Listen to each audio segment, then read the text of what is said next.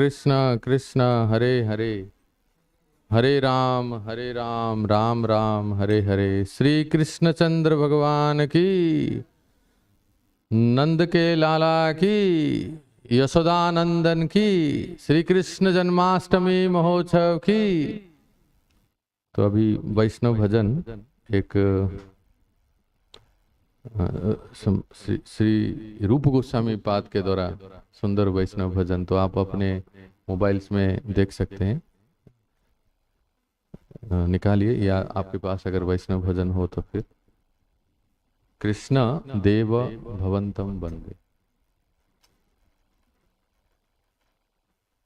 सर्वमंगल को सामने आइए, कोई है नहीं यहाँ, आइए। माधव किरणपुर आइए, सामने आइए। Sit here.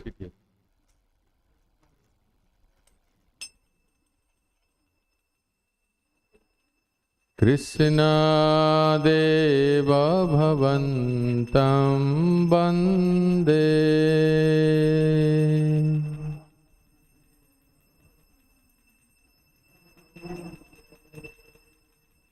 कृष्ण देव भवन्तं वन्दे,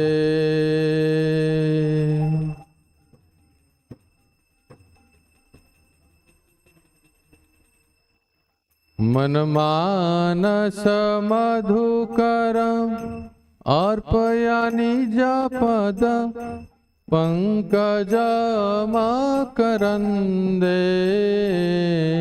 मनमानस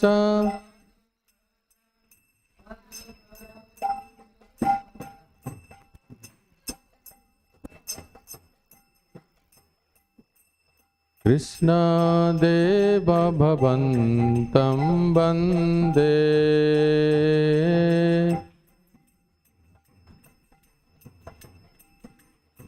कृष्ण देव भवन्तं वन्दे, कृष्ण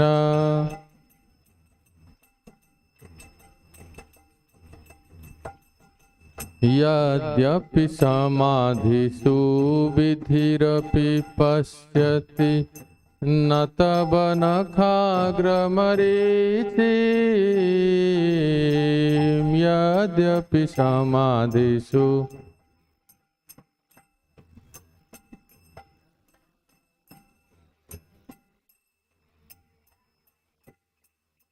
यद्यपि समाधिषु विधिरपि पश्यति न तव नखाग्रमरीचिं, यद्यपि समाधि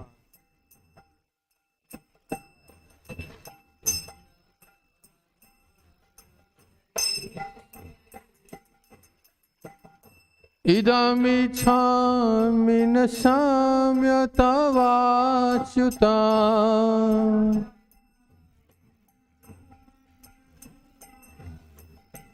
इदमिच्छामि निशाम्य तवाच्युता,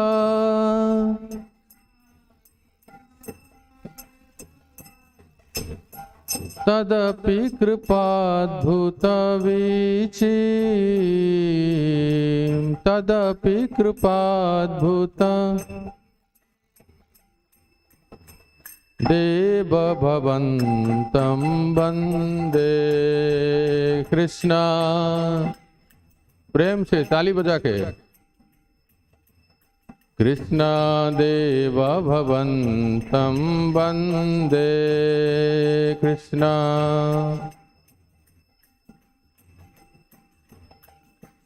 मनमानस मधुकरम् अर्पयामि निजपद पंकजमकरन्दे, मनमानस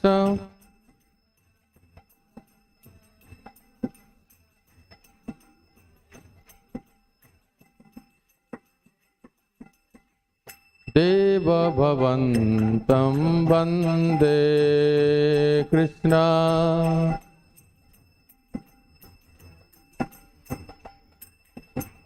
भक्तिरुदांचति यद्यपि माधव न त्वयि मम तिलमात्रे भक्तिरुदांचति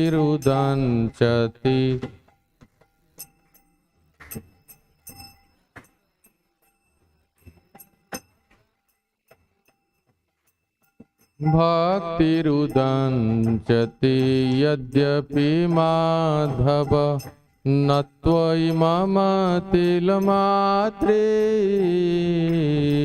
भक्तिरुदन्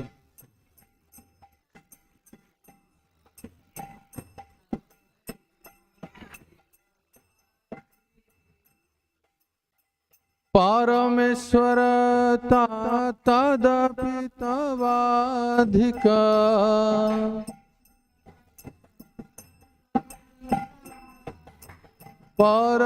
परमेश्वरता तदपि तवाधिका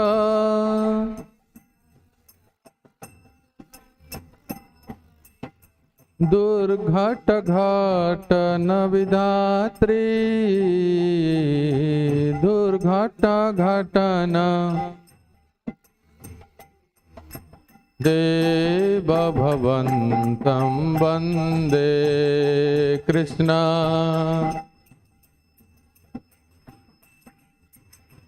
मन मानस मधुकर अर्पय निज पद पंकजमकरन्दे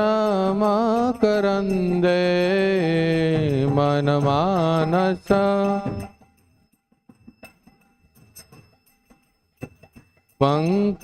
पंकजमकर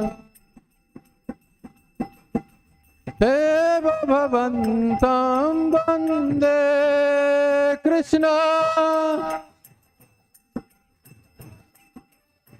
कृष्ण देव भवन्तं वन्दे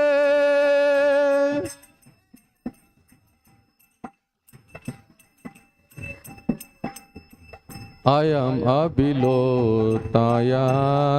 सनातन कलिताद्भुतरसभारम् अयम् अभिलोतायाद्य सनातन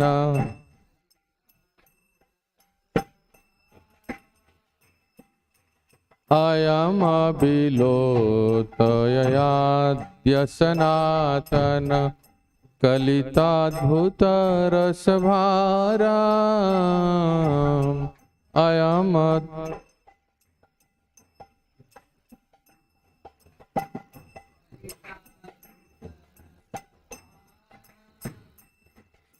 निवसतु नित्यमिहावृतनिन्दति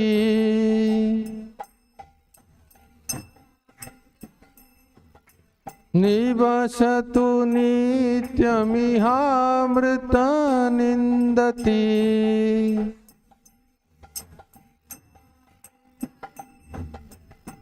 बिन्दं मधुरिमसारं बिन्दं मधुरिम देव भवन्तं वन्दे कृष्ण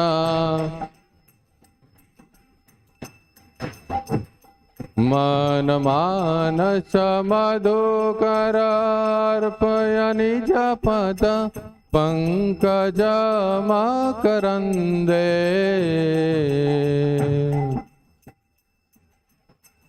अर्पय निज पद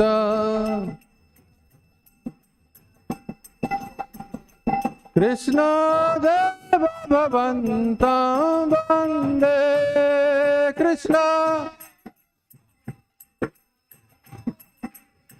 कृष्ण देव भवन्तं वन्दे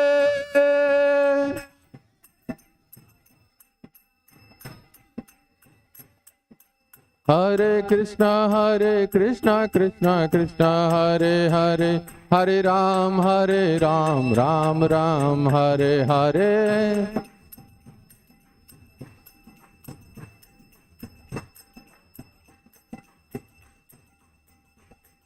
हरे कृष्णा कृष्णा कृष्णा हरे हरे, हरे राम राम राम हरे हरे।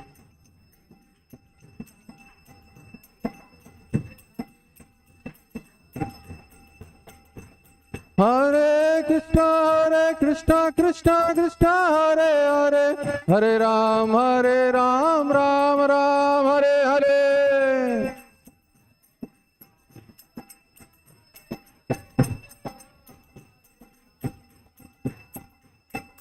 हरे कृष्णा कृष्णा कृष्णा हरे हरे, हरे राम राम राम हरे हरे।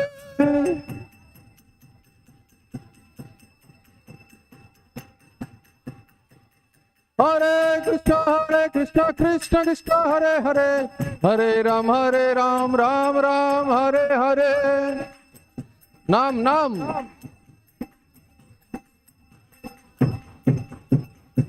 हरे राम राम राम हरे हरे।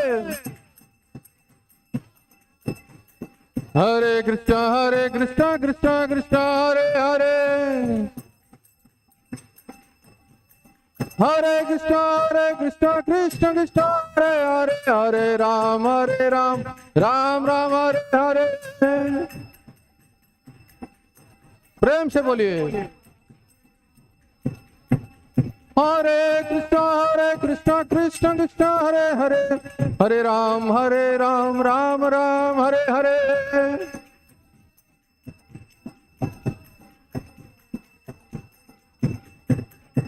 जय कृष्णा बलराम, जय कृष्णा बलराम, कृष्णा बलराम जय कृष्णा बलराम।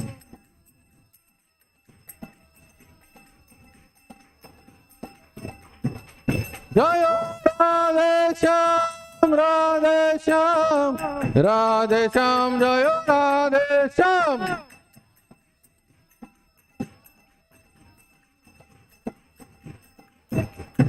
जय गिरि गोवर्धन, गिरि गोवर्धन, गिरि गोवर्धन जय गिरि गोवर्धन।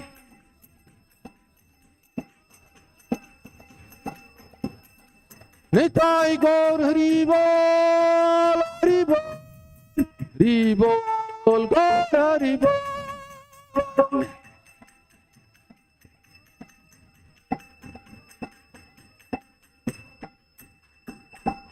देव भवन्तं वन्दे कृष्ण, देव भवन्तं वन्दे। श्री कृष्णचंद्र भगवान की, श्रील रूप गोस्वामी पाद की, श्रील प्रभुपाद की, श्री ब्रजभूमि वृंदावन धाम की, श्री गिरिराज गोवर्धन की, हिताई गौर प्रेमानंदे।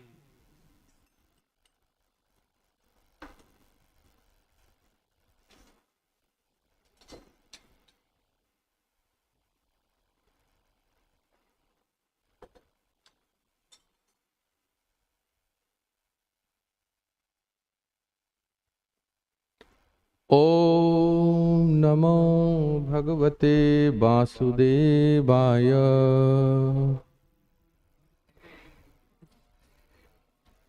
ओम नमो भगवते वासुदेवाय। ओम नमो भगवते वासुदेवाय। ओम ज्ञानतिमिरान्धस्य ज्ञानाञ्जनशलाकया चक्षुरुन्मिलितं येन तस्मै श्रीगुरवे नमः।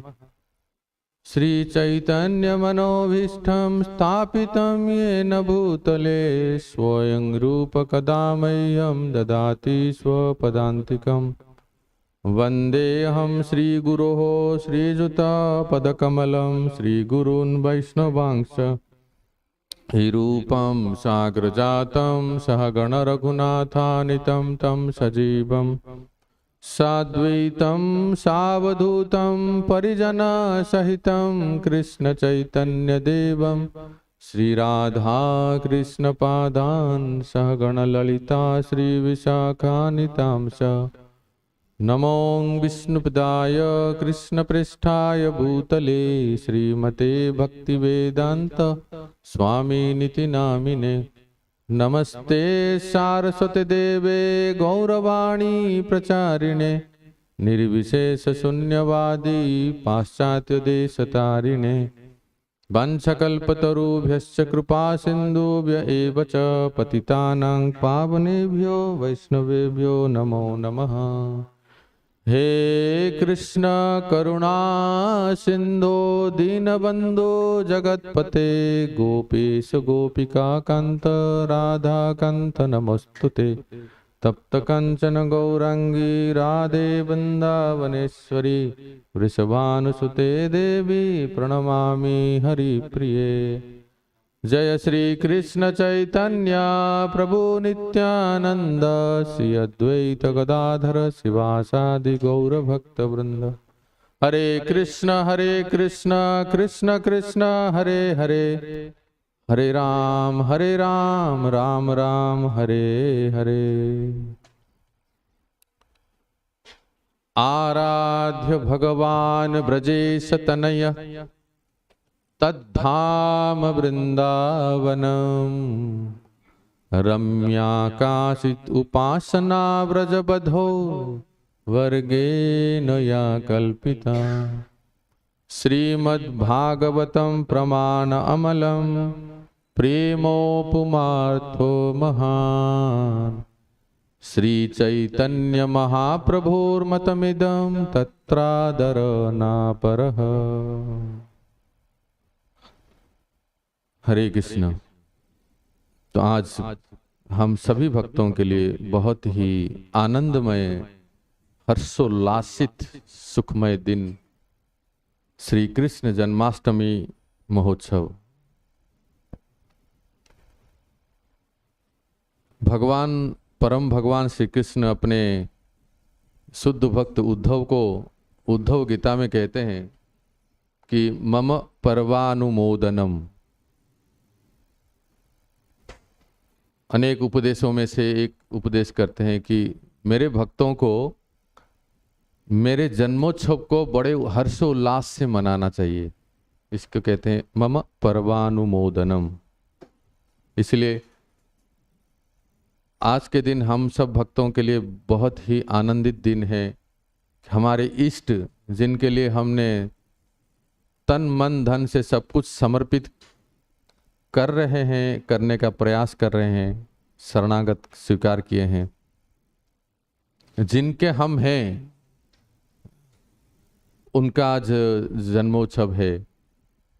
तो जरा सोचिए, कल्पना कीजिए कि समग्र ब्रह्मांड 14 भुवन में प्रत्येक लोक में जो भगवान का एक एक रूप है, हर लोक में, हर प्लैनेट में आज कितने धूमधाम से, खुशियों से, चाहे वो देवलोक हो या पाताल में बलि महाराज का लोक, सब जगह भगवान का जन्मोत्सव मनाया जाता है।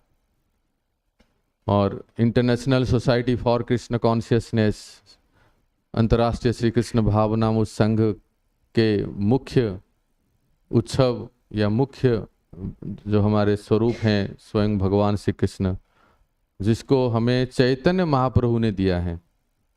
इसलिए ये श्लोक बहुत ही समुचीन है।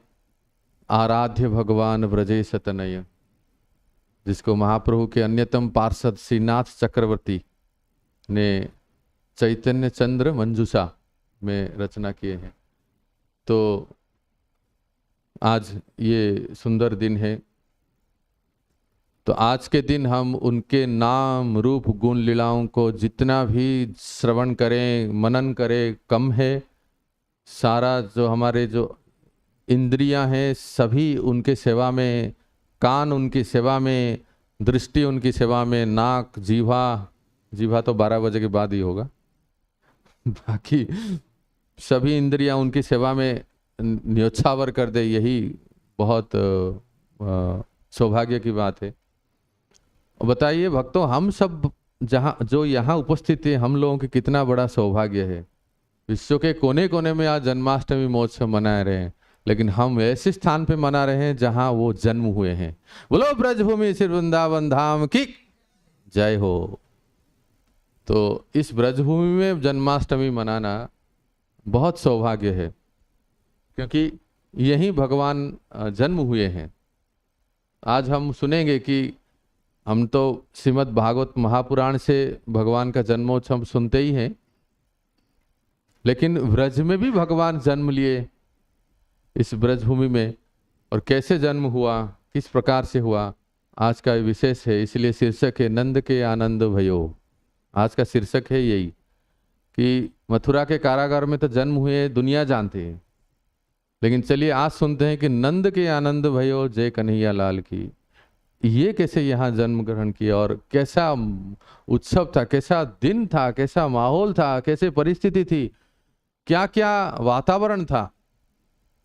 इसको केवल और केवल हमारे गौड़ीय आचार्य ही हमें देते हैं, उनको जो हमारा धरोहर है। तो भागवतम के एक श्लोक से हम सुप्रारंभ करते हैं। रास पंचाध्याय का श्लोक है। आप सब सुने क्या हो रहा है जन्माष्टमी में रास पंचाध्याय, लेकिन श्लोक इतना प्रयुक्त है इसके लिए कि आखिर भगवान अवतरित क्यों होते हैं। तो 10वां स्कंद 33 अध्याय 36 नंबर श्लोक, अगर आपके पास कुछ सुविधा है तो निकालिए और जरूर अवश्य इसको दोहराइए। इतना दोहराइए कि बस आंख बंद करके याद हो जाए कि एक बार बोल दें। ठीक है, शुरू करते हैं। अनुग्रहाय भक्तानां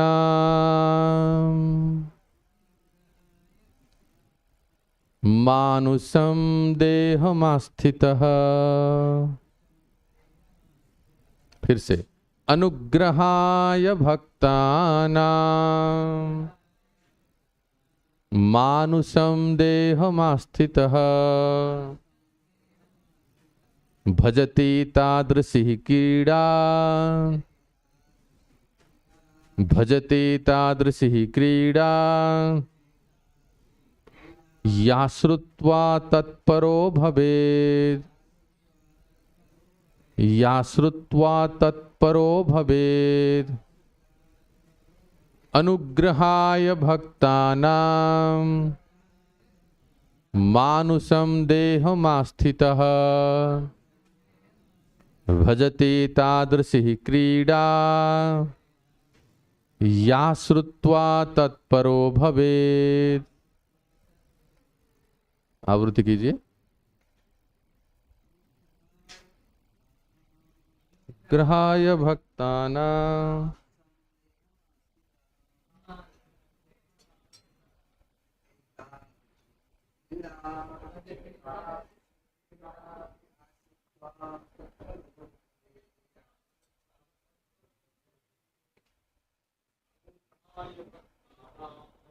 ग्रहाय भक्तानां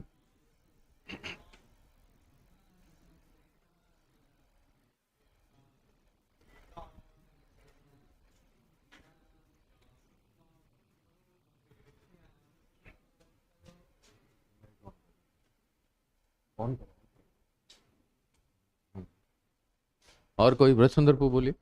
अनुग्रहाय भक्तानां सभी। अनुग्रहाय भक्तानां देहमास्थितः भजते तादृशी क्रीड़ा या श्रुत्वा तत्परो भवेत्। भागवत में कई ऐसे आप बोलोगे, बोलो। अनुग्रहाय भक्तानां मानुषं देहमास्थितः भजते,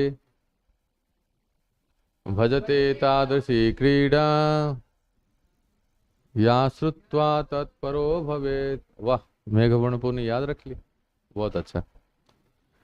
तो भागवत में ऐसे कई श्लोक हैं जो जन्माष्टमी श्लोक है, उसमें से एक है अनुग्रहाय, दया दिखाने के लिए, भक्तानाम अपने भक्तों पर, मानुषम मनुष्य जैसा, देहम शरीर, आस्थिता धारण करते हुए, भजते वे स्वीकार करते हैं।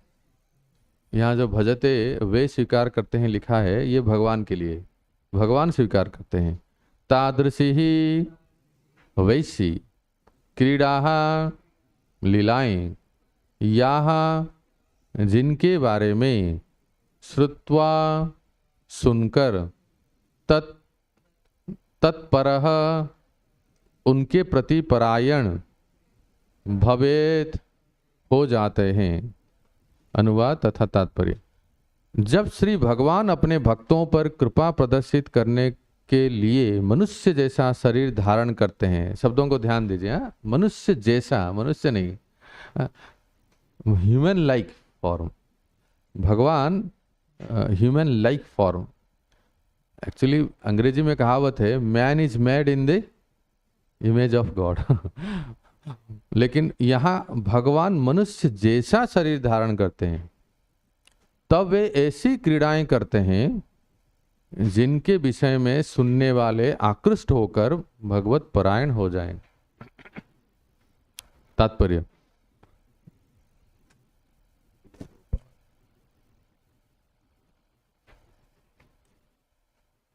इस संदर्भ में श्रील जीव गोस्वामी की व्याख्या है कि जब भगवान श्री कृष्ण अपने आदि द्विभुज रूप में इस जगत में अवतरित होते हैं, तो वे कृपा करके ऐसा रूप प्रदर्शित करते हैं जिससे मानव समाज में बद्ध अनेक भक्त उन्हें देख सकें तथा समझ सकें।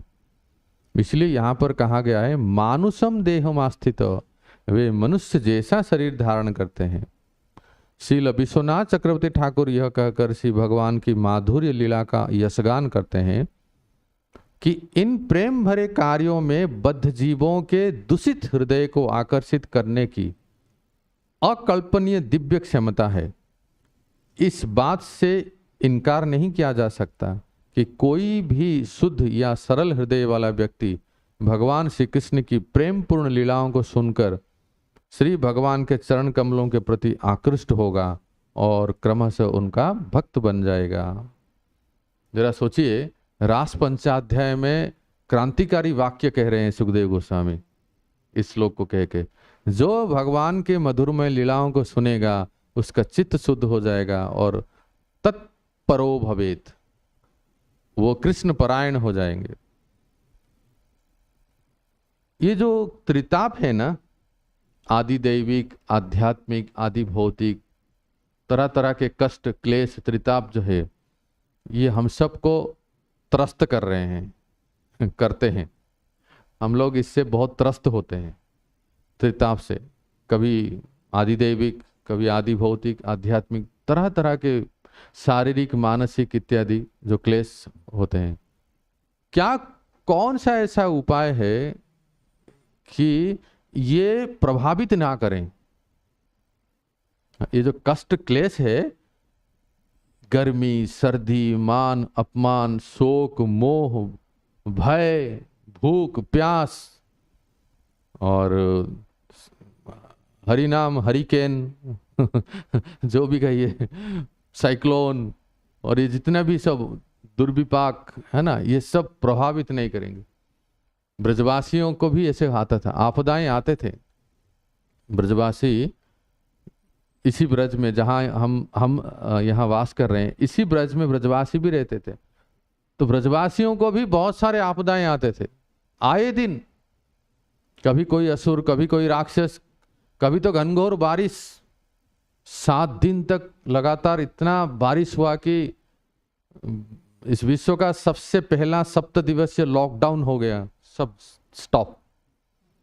एक ही गिरिराज के तलहटी में सब एक साथ आ गए। लेकिन इतने सारे आपदाएं, इतने सारे विपत्ति आने पर भी ब्रजवासियों इससे प्रभावित नहीं होते थे। तो ऐसा क्या उपाय है कि हम मानसिक कष्ट, शारीरिक कष्ट, आदि दैविक कष्ट किसी से प्रभावित ना होंगे? इसका सरल उत्तर भागवतम में वर्णन है 10वें स्कंद में। इति नंदादय गोप कृष्ण रामं कथं मुदा कुर्वन्त रममाणश्च न विन्दन् भववेदना। क्या प्यारा श्लोक है, लिखने लायक है। कितना सुंदर श्लोक में कहते हैं इति नंदादयो गोपा। ये नंद आदि गोप भी आदि दैविक आध्यात्मिक आदि भौतिक कष्टों से प्रभावित नहीं होते थे। क्यों, क्या कारण था? देखो, कोई भी कष्ट होता है ना, चाहे वो आदि दैविक हो, आध्यात्मिक या शरीर को, सबसे पहले तो मन को होता है। बहुत सर्दी लग रही, बहुत गर्मी हो रही है, ये जितना भी सब कोई मान अपमान दुख कष्ट हानि लाभ, ये सब पहले तो मन को होता है, फिर इफेक्ट होता है शरीर को। तो जिनका मन अपने वश में ही नहीं है तो इफेक्ट ही नहीं होगा, सिंपल सी बात है। हम मन के वश में होते हैं इसलिए हम इफेक्ट होते हैं, प्रभावित हो जाते हैं। लेकिन ब्रजवासियों का मन कहाँ था? इति नंदा दया गोपा, जो नंद आदि गोप गोपियां, उनका मन था कृष्ण रामम कथांग मुदा। जो उनके घर में दो नन्हे नन्हे, यहाँ देख रहे हैं ना सामने आपके, जो नन्हे नन्हे छोटे नन्हे मुन्ने जो दो थे ना, वो जो दिन भर जो कार्य करते थे, जो तूफान मचाते थे, जो भी कार्य करते थे, वही उनका आज तक था, इंडियन एक्सप्रेस था, वही उनका दैनिक जागरण था। समझ गए ना?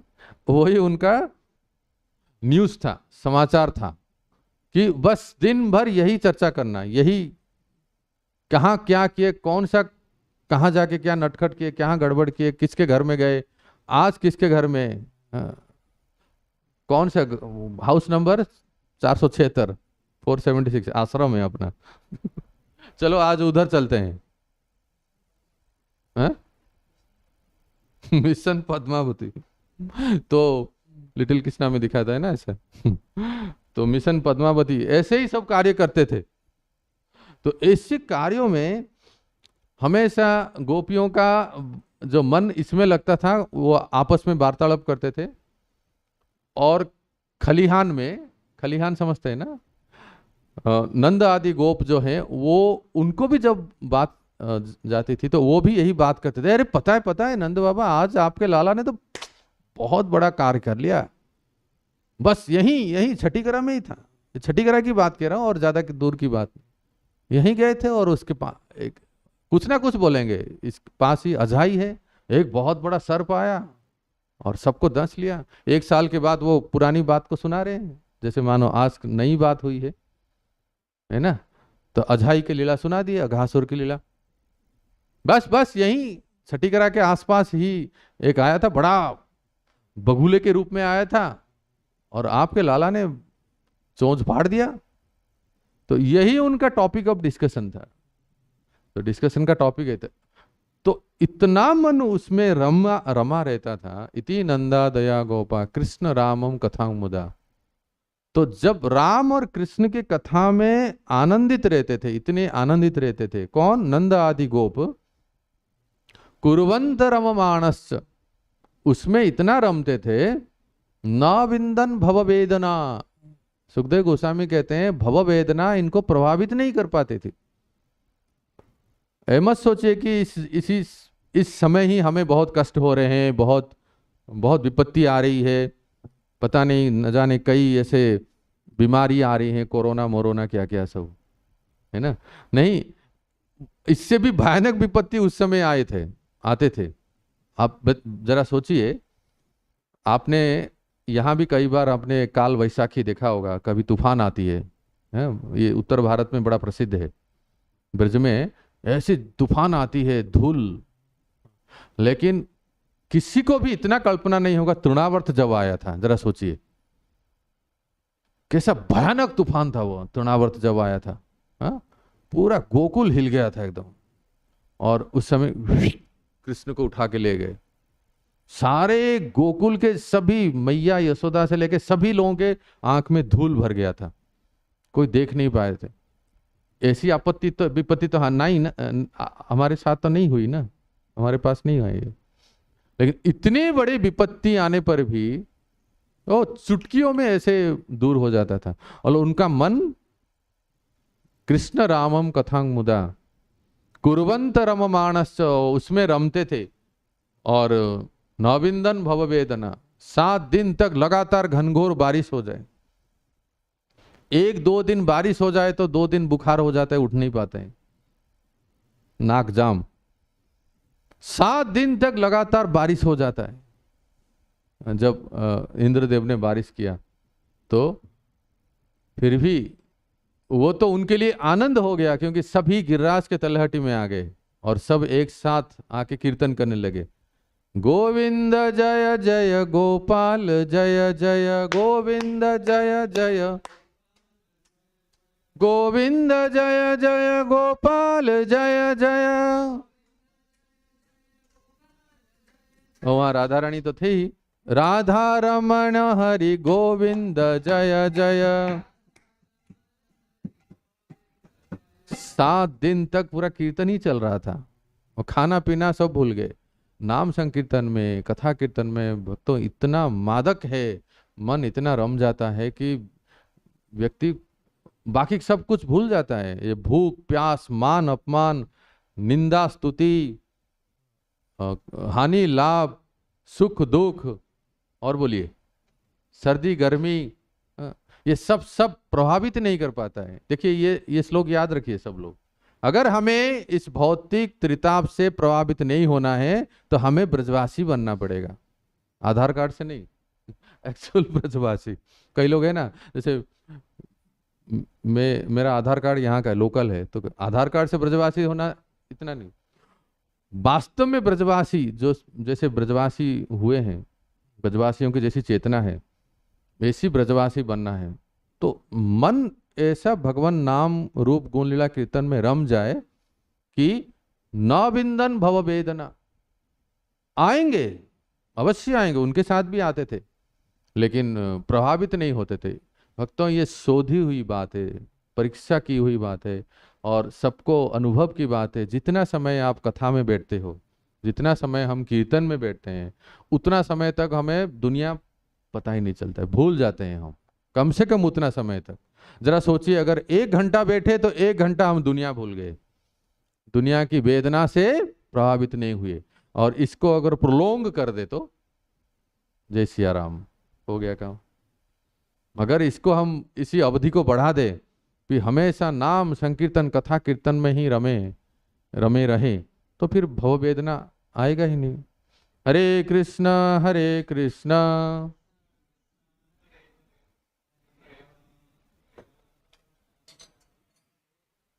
तो इस पृष्ठभूमि पर आज हम श्रवण करते हैं एक सुंदर चरित्र, जो शीर्षक है आज का भगवान श्री कृष्ण का जन्मोत्सव, और वो भी नंद ब्रज में, नंद के आनंद भयो। इसके लिए हम करवध विनती दंडवत प्रणाम करते हैं हमारे प्रमुख आचार्य श्री जीव गोस्वामी पाद, जिनके ग्रंथ का नाम है, तो इनसे हम श्रवण करते हैं। तो आइए, आज से हजारों वर्ष पहले सुनते हैं कि यदुवंश में एक बहुत महान प्रतापी भक्त और पुण्यात्मा राजा हुए थे, जिनका नाम था महाराज राजाधिराज महाराज देवमीढ़।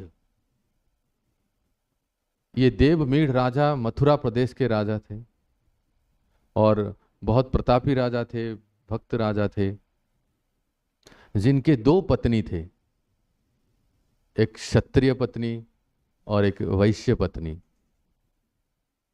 जो क्षत्रिय पत्नी थे उनके गर्भ से पुत्र जन्म हुए, जिनका नाम था महाराज सूरसेन,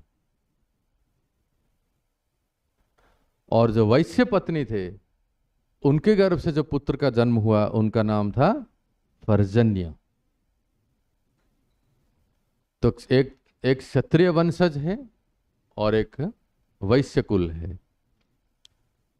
तो सूरसेन महाराज के पुत्र कौन हुए? वसुदेव आदि, और भी थे वसुदेव, पुत्र थे। और जो वैश्य पत्नी के गर्भ से जन्म हुए जिनका नाम था पर्जन्य, पर्जन्य के 5 पुत्र हुए। और पर्जन्य के पर्जन्य महावन में बसे और वो वैश्य वृत्ति करने लगे अपनी माँ के, क्योंकि माँ उनकी वैश्य थी। और गोपालन, लाखों हजारों लाखों करोड़ों गाय उनमें उनके थे, गोपालन करते थे। बाल्यकाल से ही पर्जन्य बाबा ब्राह्मणों के दर्शन मात्र से पूजा करते थे। अभी तक भगवान का प्रकट नहीं, उनके दादा के वृत्तांत सुनिए पहले। बाल्यकाल से ही बहुत ब्राह्मण भक्त थे। उनके गुणों का वर्णन कर रहे हैं श्रील जीव गोसाई पाद। ब्राह्मणों के मनोरथ पूर्ति पर्यंत उनको दान देते थे। वैष्णवों को देखने मात्र से ही पर्जन्य बाबा दंडवत प्रणाम करके उनको घर में बुला के सेवा पूजा करते थे। इतने सज्जन थे पर्जन्य। और इनके एक पत्नी थी जिनका नाम था वरीयसी। वरीयसी शब्द का अर्थ तो आप ही जानते ही हैं, जो श्रेष्ठ है। श्रेष्ठ को कहते हैं वरीयसी, the top most, the greatest. तो ये वरीयसी नाम के उनकी पत्नी थी। इनके पत्नी के औरत से पर्जन्य के 5 पुत्र जन्म हुए। याद रखिए, उपनंद, अभिनंद, नंद, सुनंद और नंदन। फिर से कह रहा हूं, उपनंद, अभिनंद, नंद, सनंद और नंदन। यस, मैं रिपीट करो, नंद और नंदन। हाँ, तो ऐसे 5 पुत्र थे। तो पांचों के 5 पुत्र बड़े धर्मात्मा, बड़े भक्ति भाव के थे, गुणों में सर्वश्रेष्ठ थे। लेकिन फिर भी ये सब ऐश्वर्य, वीर्य, यश, श्री, ज्ञान, वैराग्य जैसे भगवान के 6 ऐश्वर्य है, उसमें से यश और श्री जो बीच में है वो सर्वश्रेष्ठ है भगवान के 6 ऐश्वर्य में से। उस प्रकार से जब 5 पुत्र थे, उनमें गुणों में सर्वश्रेष्ठ थे बीच में जो है, जिनका नाम है नंद। तो यहां वर्णन आता है कि ऐसे सुंदर गुण उत्पन्न हो गए हैं जिनकी कहते हैं कि जैसे भागवत में वर्णन है, यस्यास्त्री भक्ति भगवत अकिंचना, है ना, सुना है ना वो श्लोक, सर्वे गुणस्तत्र समासते सुर। सभी देवताओं के गुण आ जाते हैं जिनके अंदर भगवान के प्रति अनन्य भक्ति है, अकिंचना भक्ति है। तो इन सभी पुत्रों में भगवान के प्रति अकिंचना भक्ति थी, इसलिए उन सब गुणों में सर्वश्रेष्ठ थे। और एक सुमुख नामक एक गोप उन समाज के, उन्होंने देखा कि मेरी एक पुत्री है जो मैं चाहता हूं कि पर्जन्य के पुत्र के साथ विवाह कराऊं। वो पुत्री का गुण सुनिए, कितना सुंदर वर्णन करते हैं, इतना अलंकारिक भाषा का प्रयोग करते हैं श्रील जीव गोसाई पाद। और धन्यवाद उन महात्माओं को जिन्होंने इसको उस सुंदर अलंकारिक भाषा में हिंदी में अनुवाद किए। कहते हैं कि वो कन्या अपने गुणों से औरों को यश प्रदान करते थे, एक। दूसरा, जो उनका दर्शन कर लेते थे उस व्यक्ति का यश ख्याति बढ़ जाता था। तीसरा, जो उस कन्या की भक्ति करते थे या सेवा करते थे, उनको कुछ भी थोड़ा सा सराहना करते थे, उस व्यक्ति का ख्याति बढ़ जाता था। इसलिए उस कन्या का नाम है यशोदा, जो दूसरों को यश प्रदान करे। भगवान की मां कोई ऐसे वैसे होगी बताओ? जहां परम भगवान स्वयं जिसको मां बनाते हैं, कोई ऐसे साधारण तो नहीं होगी ना, जो यश प्रदान कर दे, यशोदा। तो सुमुख नामक गोप ने अपनी कल्याणी पुत्री यशोदा का विवाह पर्जन्य के मझले पुत्र नंद से करवाए। तो नंद बाबा से। और जब पर्जन्य बाबा वृद्ध हो गए, वृद्धावस्था हो गया, अब उनको लगा कि अभी चौथापन आ गया। कान के बाल जब पकने लगेंगे ना, गोस्वामी जी मानस में कहते हैं ना, कान के बाल जब पकने लगेंगे तो चौथापन आ गया। अभी 51 जाना चाहिए। तो पर्जन्य भी सोचने लगे अभी वृद्धावस्था आ गया, अभी हमें वन जाना चाहिए, वानप्रस्थ लेना है। तो उन्होंने सर्वसम्मति से निर्णय किया कि अपना ज्येष्ठ पुत्र जिनका नाम था उपनंद को राज तिलक दे दें। तो सभी लोगों ने उसको सर्वसम्मति से स्वीकार किया कि आज से इस पूरे ब्रज के राजा बनेंगे महाराज उपनंद, उपनंद महाराज की। लेकिन उपनंद महाराज ने उसको स्वीकार नहीं किया। उपनंद महाराज सोचने लगे कि मेरा भाई नंद मुझसे गुण में श्रेष्ठ है। देखो क्या चरित्र है ना। एक छोटा सा एक कुर्सी के लिए लड़ाई करते रहते हैं, और सीट के लिए, वो भी 5 साल की पदवी के लिए सत्ता पलटी जाती है। अब भी देखा तो दूसरे दिन देखो तो अखबार में कुछ और समाचार आता है कि सत्ता पलट गई। लेकिन यहाँ उपनंद महाराज ने अपनी पिता के द्वारा दी हुई धन संपत्ति और राज वैभव को उन्होंने सोचा कि मुझसे श्रेष्ठ है मेरा भाई जिनका नाम है नंद। वो गुणों में श्रेष्ठ है, रूप में श्रेष्ठ है। और उनके गुणों का वर्णन करते हैं कि वो कहते हैं कि मेरा भाई नंद जो है समंजसता में सर्वश्रेष्ठ है, मुझसे भी आगे है। समंजसता का अर्थ है समान दृष्टि। जो राजा होता है, जो मैनेजमेंट में है, जो व्यवस्थापक है, उसको कभी भी पक्षपात नहीं करना चाहिए। ये मेरा है, ये मेरा व्यक्ति है, ये मेरा गुरु भाई है, ये मेरा है, ये वो पराया है। तो इस प्रकार की भाव कभी नहीं होना चाहिए। जो लीडर है, जो नेता है, जो राजा है। तो उपनंद महाराज ये सोच रहे हैं कि मेरा भाई नंद जो है वो सबको समान दृष्टि से देखता है और सबको उचित न्याय करता है, अनुभवी भी है। और सभी ब्रजवासी उनको चाहते हैं कि बने तो बने हमारा राजा, बस नंद राज बने, नंद राय। तो इसलिए उन्होंने सभी भरी सभा में उन्होंने घोषणा किया, मैंने यह कार्य बिना विचारे नहीं किया है। कारण सभी जन स्नेह परंपरा के पराधीन हैं। मैं भी स्नेह परंपरा के पराधीन अपने सद्गुण संपन्न भाई नंद को ये संपूर्ण ब्रज का राज तिलक देता हूं। ऐसा कह के उन्होंने नंद को राजा बना दी। और जैसे ही उपनंद महाराज ने नंद बाबा को राजा बनाया, तो भक्तों यहां लिखा है आकाश से पुष्प वृष्टि होने लगी इस कार्य की वजह से। अपने आप देवताएं पुष्प वृष्टि करने लगे और सभी लोग कहने, सभासद जितने थे सब लोग एक स्वर से कहने लगे, साधु साधु बोलिए। तो उनके इस कार्य को, कितना बड़ा त्याग है ना।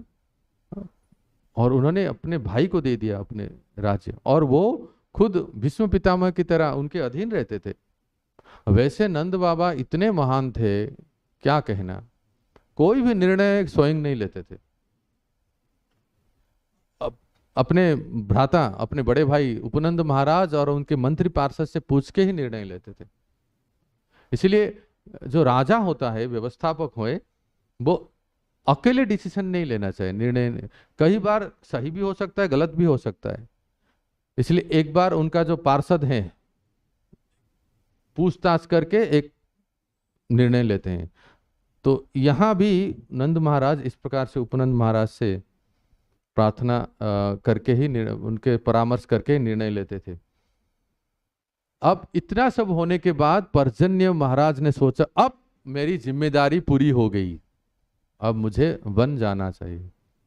तो पर्जन्य महाराज, पर्जन्य बाबा अपनी पत्नी वरीयसी के साथ वन में प्रवेश किए। लेकिन वन में प्रवेश करने से पहले अपने पुत्रों को उपदेश दे रहे हैं। जरा सुनिए क्या क्या उपदेश दे रहे हैं। बहुत सुंदर प्रश्न है, छोटे छोटे प्रश्न है। पिताजी, अपने पुत्रों को बुला के, जैसे ऋषभदेव भगवान अपने पुत्रों को उपदेश देते थे ना, हर एक पिता का एक होता ही है, अपने पुत्रों को बुला के उपदेश देते हैं, कर्तव्य का बताते हैं। तो पुत्र पिताजी से प्रश्न पूछे, पिताजी हमारा ये प्रश्न है, पहला प्रश्न सुनिए, भय का मूल कारण क्या है? प्रश्न को सुनिए और उत्तर को भी सुनिए, पर्जन्य बाबा क्या उसका उत्तर देते हैं। पिताजी भय का मूल कारण क्या है, मनुष्य क्यों भयभीत होता है? तो उत्तर में कहते हैं अदृष्ट अर्थात अपना प्राचीन कर्म।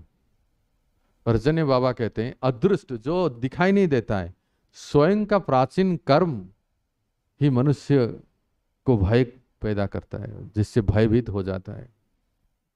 हम भी भागवतम में सुनते हैं ना, 11वां स्कंद में क्या, भयम द्वितीय अभिनिवेश।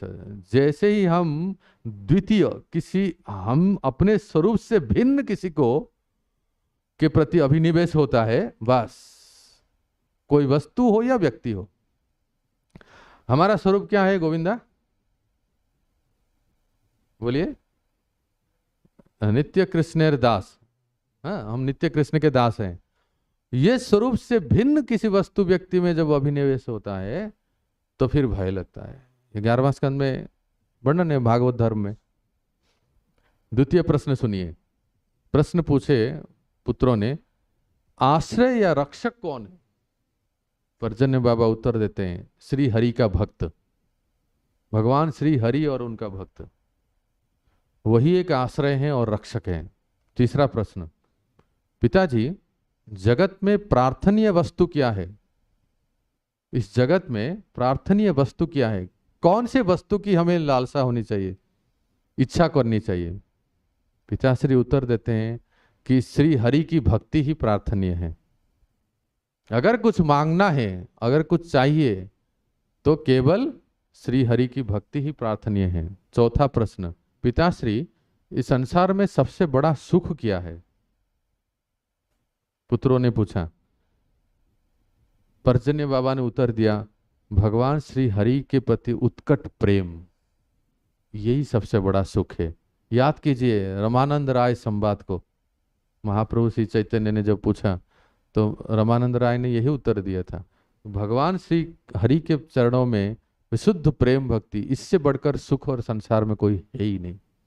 ये कह के पर्जन्य बाबा वृंदावन के इंटीरियर में प्रवेश कर गए। वन वन वन ब्रज में ही तो थे महावन में थे, लेकिन और वृंदावन के अंदर वो प्रवेश करके वानप्रस्थ ले लिए। और फिर यहाँ नंद महाराज राज्य करने लगे महावन में रह के। अब सुनिए, ये समय आ गया कि इतना वर्ष बीत गए, इतना वर्ष बीत गए, लेकिन नंद बाबा को एक भी पुत्र नहीं था, एक भी संतान नहीं था। बताइए, राजा को कोई राजकुमार नहीं है। पूरे ब्रज में सब लोग बड़े दुखी थे, पता नहीं कितने मन्नतें, कितने प्रार्थनाएं, कितने व्रत करते थे, हमारे राजा को एक राजकुमार हो जाए, हमारे राजा को एक पुत्र हो जाए, हमारे राजा को पुत्र हो जाए। इसलिए व्रत कौन करते थे? हाँ, ब्रजवासी। भाई राजा को है ना, हमें क्या मतलब, ऐसा नहीं है हमारे राजा को पुत्र हो जाए, इसलिए जप तप व्रत दान पुण्य जो भी करना है, यज्ञ होम सब करते थे। ये पुत्रेष्टि यज्ञ से लेके, और अरे क्या कौन सी यज्ञ जो बचा नहीं है बताइए, सभी यज्ञ दान धर्म जब सब करते थे। सारे ब्रजवासी उपनंद महाराज से लेके सब करते थे, लेकिन नंद बाबा को एक पुत्र नहीं हुआ, वृद्धावस्था आ गई। यहाँ इतना हमें समझना चाहिए, हालांकि नंद और यशोदा आयु में बहुत थे, आयु में बहुत बड़े थे, वृद्ध थे, लेकिन उनका शरीर और उनका रूप जो है वो यौवन के समान था। मतलब जैसे कहेंगे ना कोई 50 साल के बूढ़े या बूढ़ी कैसे हो जाते हैं, इस तरह का आयु में था। बस चिन्मय शरीर है ना, लेकिन जो रूप और शक्ति सामर्थ्य ये युवक के समान था। तो ये जो इतना सब जप तप व्रत इत्यादि करते थे, नंद बाबा और यशोदा एक दिन बैठ के बात करने लगे। बाबा कह रहे हैं, यशोदा देखिए, हमने ऐसा कौन सा यज्ञ नहीं किया है, कौन सा पूजा नहीं किया है, कौन सा व्रत नहीं किया है, लेकिन और हमारे राज्य के जो ब्रजवासी हैं वो भी जब तब व्रत हवन होम यज्ञ आदि सब कर रहे हैं, फिर भी कोई एक भी पुत्र हमारे नहीं हुए। और वास्तव में जानते हो यशोदा, मुझे जो पुत्र चाहिए था ना, वो पुत्र कोई जब से तब से हवन यज्ञ से नहीं मिलने वाला है। तो कौन कह रहे हैं? नंद बाबा कह रहे हैं।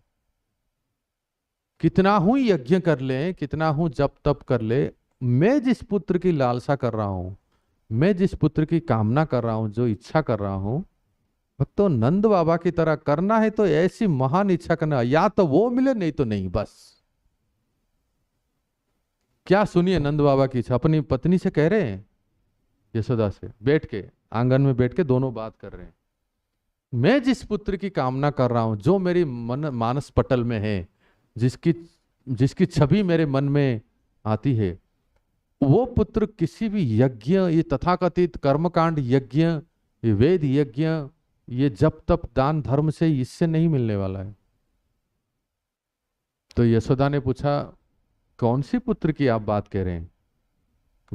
मुझे जो पुत्र चाहिए ना, उसका वर्ण जानते हो यशोदा? वो सांवला वर्ण है, सांवरिया है, उसके नैन कजरारे हैं, उसके अलके बहुत सुंदर है।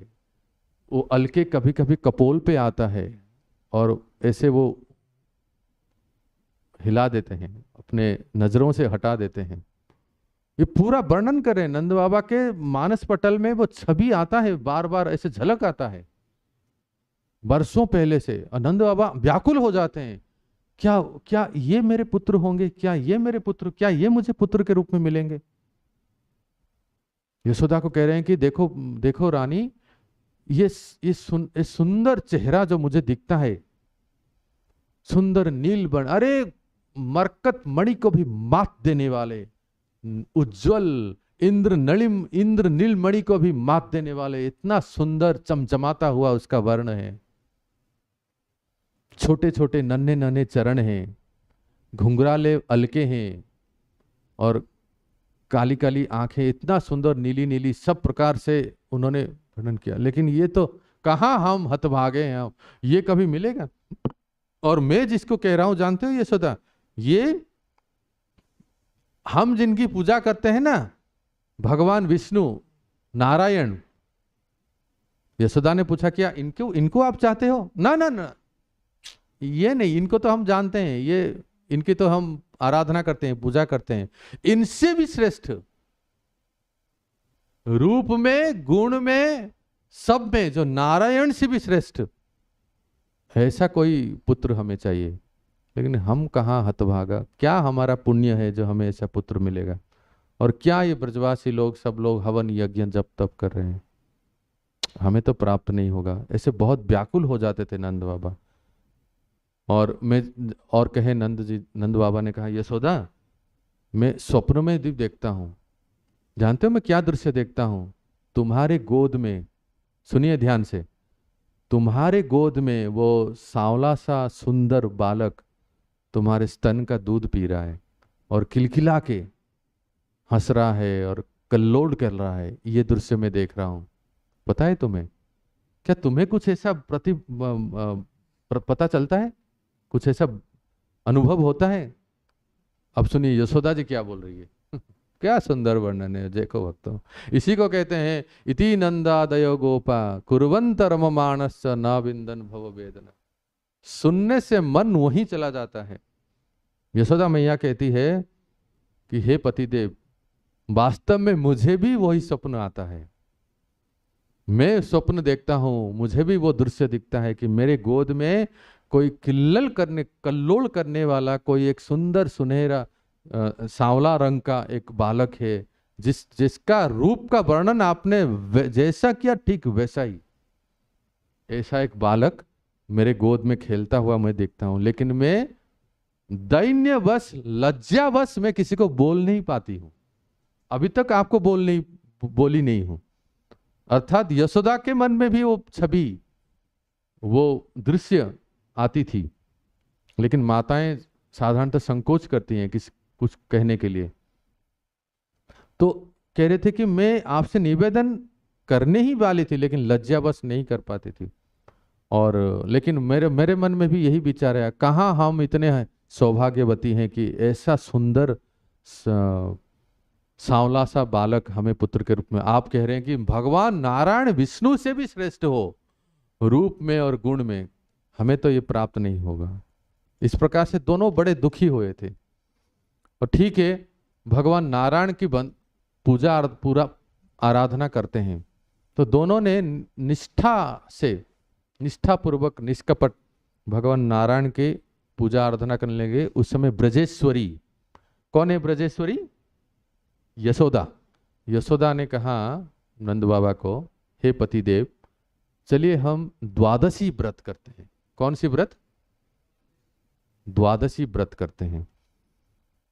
अगर हमें उस पुत्र को प्राप्त करना है, दोनों मिलके 1 वर्ष तक, 1 साल तक हम कठोर द्वादशी व्रत करते हैं।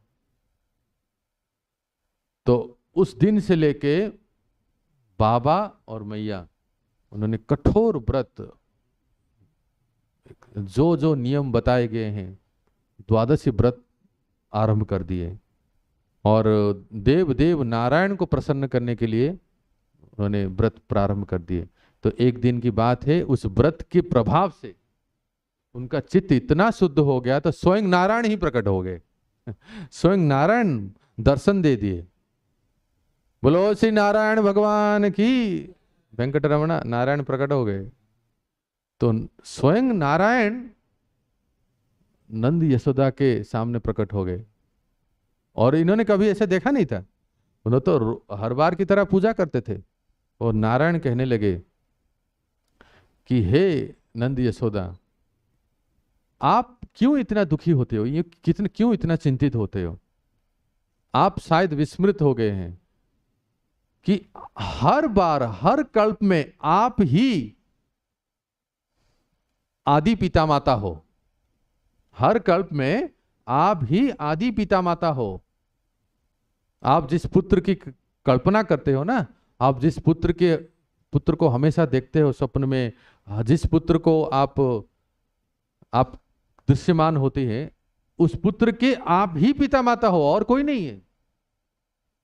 और नारायण यहां तक कहते हैं, इस कल्प में स्वर्ग के वसु द्रोण और धरा आने वाले हैं। देखो कैसा संबंध है। इस कल्प में ये 28वें चतुर्युग है ना,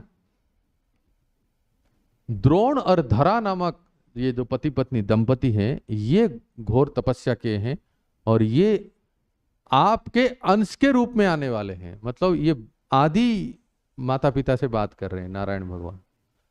तो इस कल्प में ये भी आ रहे हैं आपके अंश के रूप में। तो ये आपके साथ ये भी सम्मिलित होंगे, इस प्रकार से कहे। और आप चिंता मत करो, आपकी मनोवांछा अति शीघ्र पूरी होगी, बहुत ही जल्दी पूरी होगी। और आप जो है इस सुंदर सांवला सा सुपुत्र को प्राप्त करोगे। इस प्रकार से नारायण ने वरदान दे दिया। ऐसा नहीं कहे कि मैं आपके पुत्र के रूप में प्रकट होऊंगा। ध्यान रखिए शब्दों को। आप जिस पुत्र की कामना कर रहे हो, अवश्य अति शीघ्र तुम इस पुत्र को प्राप्त करोगे। अब वो समय आ गया, 1 वर्ष तक ये जो व्रत कर रहे थे, वो समय आ गया कि भगवान स्वयं वसुदेव जी के मन में, अब चलिए मथुरा, यहाँ महावन से थोड़ी समय के लिए मथुरा चलते हैं। मथुरा के कारागार में आज के दिन भगवान सबसे पहले देख वसुदेव के मन में आते हैं, अपने अंश कलाओं के सहित पूर्ण रूप से प्रवेश होते हैं। कैसे?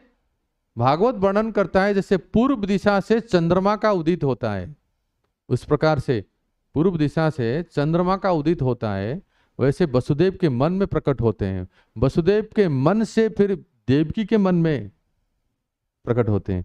देवकी के मन से फिर देवकी के गर्भ में, हृदय में और गर्भ में प्रकट होते हैं। मतलब देवकी ने धारण किया, प्रभु को देवकी जी ने धारण किया, और जैसे मथुरा के कारागार में हुआ वैसा ही, ठीक वैसा ही नंद बाबा के मन में वो स्वयं ब्रजेंद्र नंदन प्रकट हुए।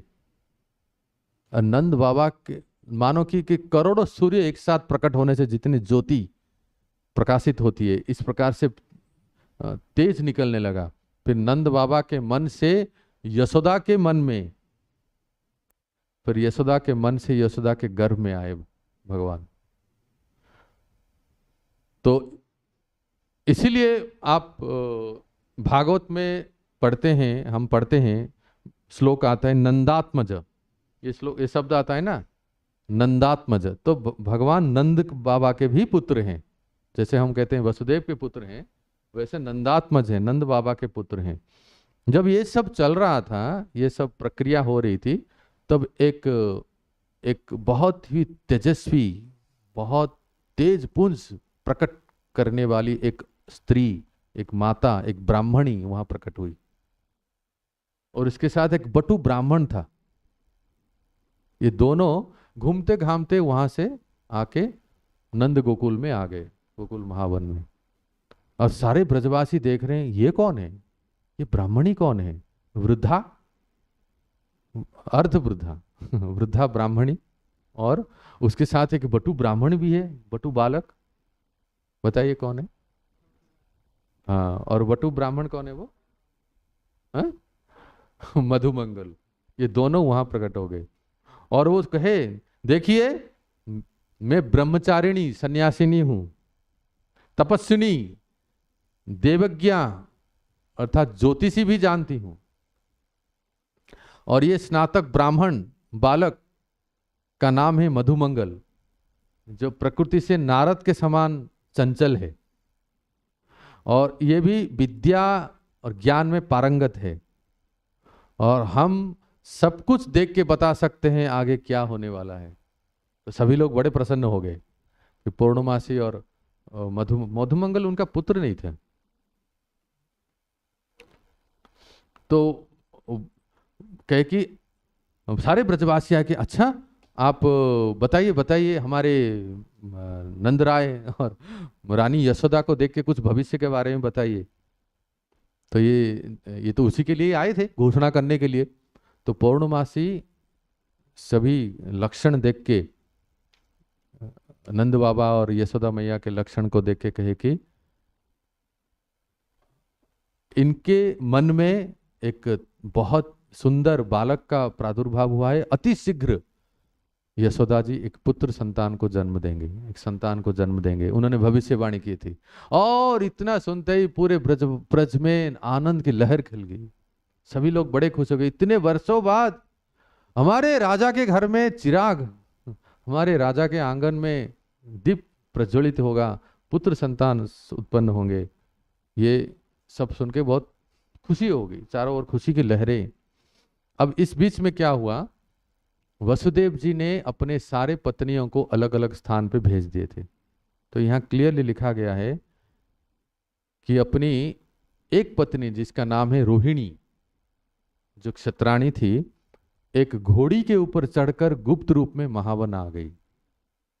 रोहिणी, जब रोहिणी आ गई तो पतिव्रता रोहिणी को आने के मात्र से ही पूरे नंद महावन में सब और हर्षोल्लासित हो गए कि वसुदेव की एक पत्नी महारानी रोहिणी यहाँ प्रकट हुई है, आई है।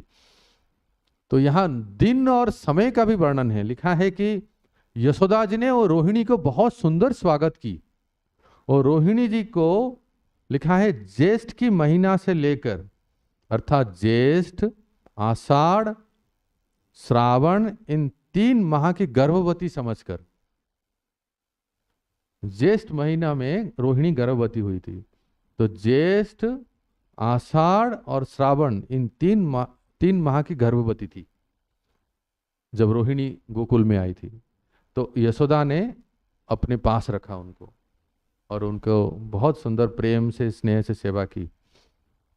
उसके बाद माघ की महीने में कृष्ण पक्ष की प्रतिपदा में, जिसमें सब प्रकार सब चारों ओर सुख संपदा से परिपूर्ण है, ऐसी रात्रि में श्री यशोदा जी ने ब्रजराज की सेवा करते हुए कुछ निद्रा के अधीन होकर स्वप्न में मिलने वाली वस्तु की तरह किसी एक अनुभूत व्यापार को देखा। क्या देखा उन्होंने? यशोदा जी ने देखे अभी भगवान प्रवेश कर रहे हैं। यशोदा जी के निज हृदय कमल उन्होंने देखा, वो बालक जिसको वो अक्सर देखते थे, यशोदा जी के हृदय कमल में निवास कर गया। और साथ ही साथ ध्यान से सुनिए, एक कन्या भी प्रवेश कर गई, एक कुमारिका भी उनके उदर में आई। यशोदा जी को आभास हुआ कि मेरे गर्भ में एक बालक आ रहा है और साथ ही साथ एक बालिका भी आ रही, ऐसे आभास हुआ। तो वो बालिका और कोई नहीं थी, योग माया ही थी। इसके बाद यशोदा का लक्षण बदल गया। जब माता गर्भवती होती है ना, उनमें उनके चेहरे में चमक आ जाती है, उनके शारीरिक लक्षण परिवर्तित हो जाते हैं, उनमें रुचि भी परिवर्तन हो जाते हैं। कहते हैं कि गर्भवती माताओं को जो रुचि है वो देना चाहिए, वो खाने की, और कुछ पूजा अर्चना, कुछ पूजा पाठ, जप तप, दान दप करने के लिए, व्रत आदि करने के लिए, सब ये सब लक्षणों का वर्णन है कि यशोदा जी में इन सब लक्षणों का दिखाई दिया। तब योग माया ने, जब हम भागवत में सुनते हैं, बलराम पूर्णिमा के दिन सुने, योग माया ने रोहिणी के 7 महीने के गर्भ को, तब तक रोहिणी के 7 महीना हो गया था ना, जब वो आई थी 3 महीना गर्भवती थी, अब तक 4 महीने, 3 + 4 कितने हो गए? 7 महीने हो गए। तो योग माया ने रोहिणी के 7 महीने के गर्भ को अदृश्य कर दिया, और तब देवकी के 7 महीने के गर्भ को रोहिणी के गर्भ में नियुक्त कर दिया। और वो कौन है? बोलो दाऊ भैया की, दाऊ जी के भैया। तो बलराम जी का प्राकट्य होता है। तो यही जो हमने कुछ दिन पहले मनाए, श्रावण पूर्णिमा को बलराम जी का प्राकट्य प्रकट होता है।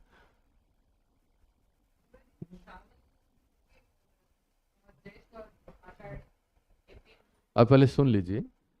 तो इस प्रकार से जब बलराम जी का प्राकट होता है श्रावण पूर्णिमा को, तो रोहिणी जी के गर्भ से जब बालक उत्पन्न हुआ, उसका सुख पूर्ण चंद्र तुल्य विद्युत पुंज की तरह, बहुत सुंदर बलराम जी का सुंदर सौंदर्य वर्णन है।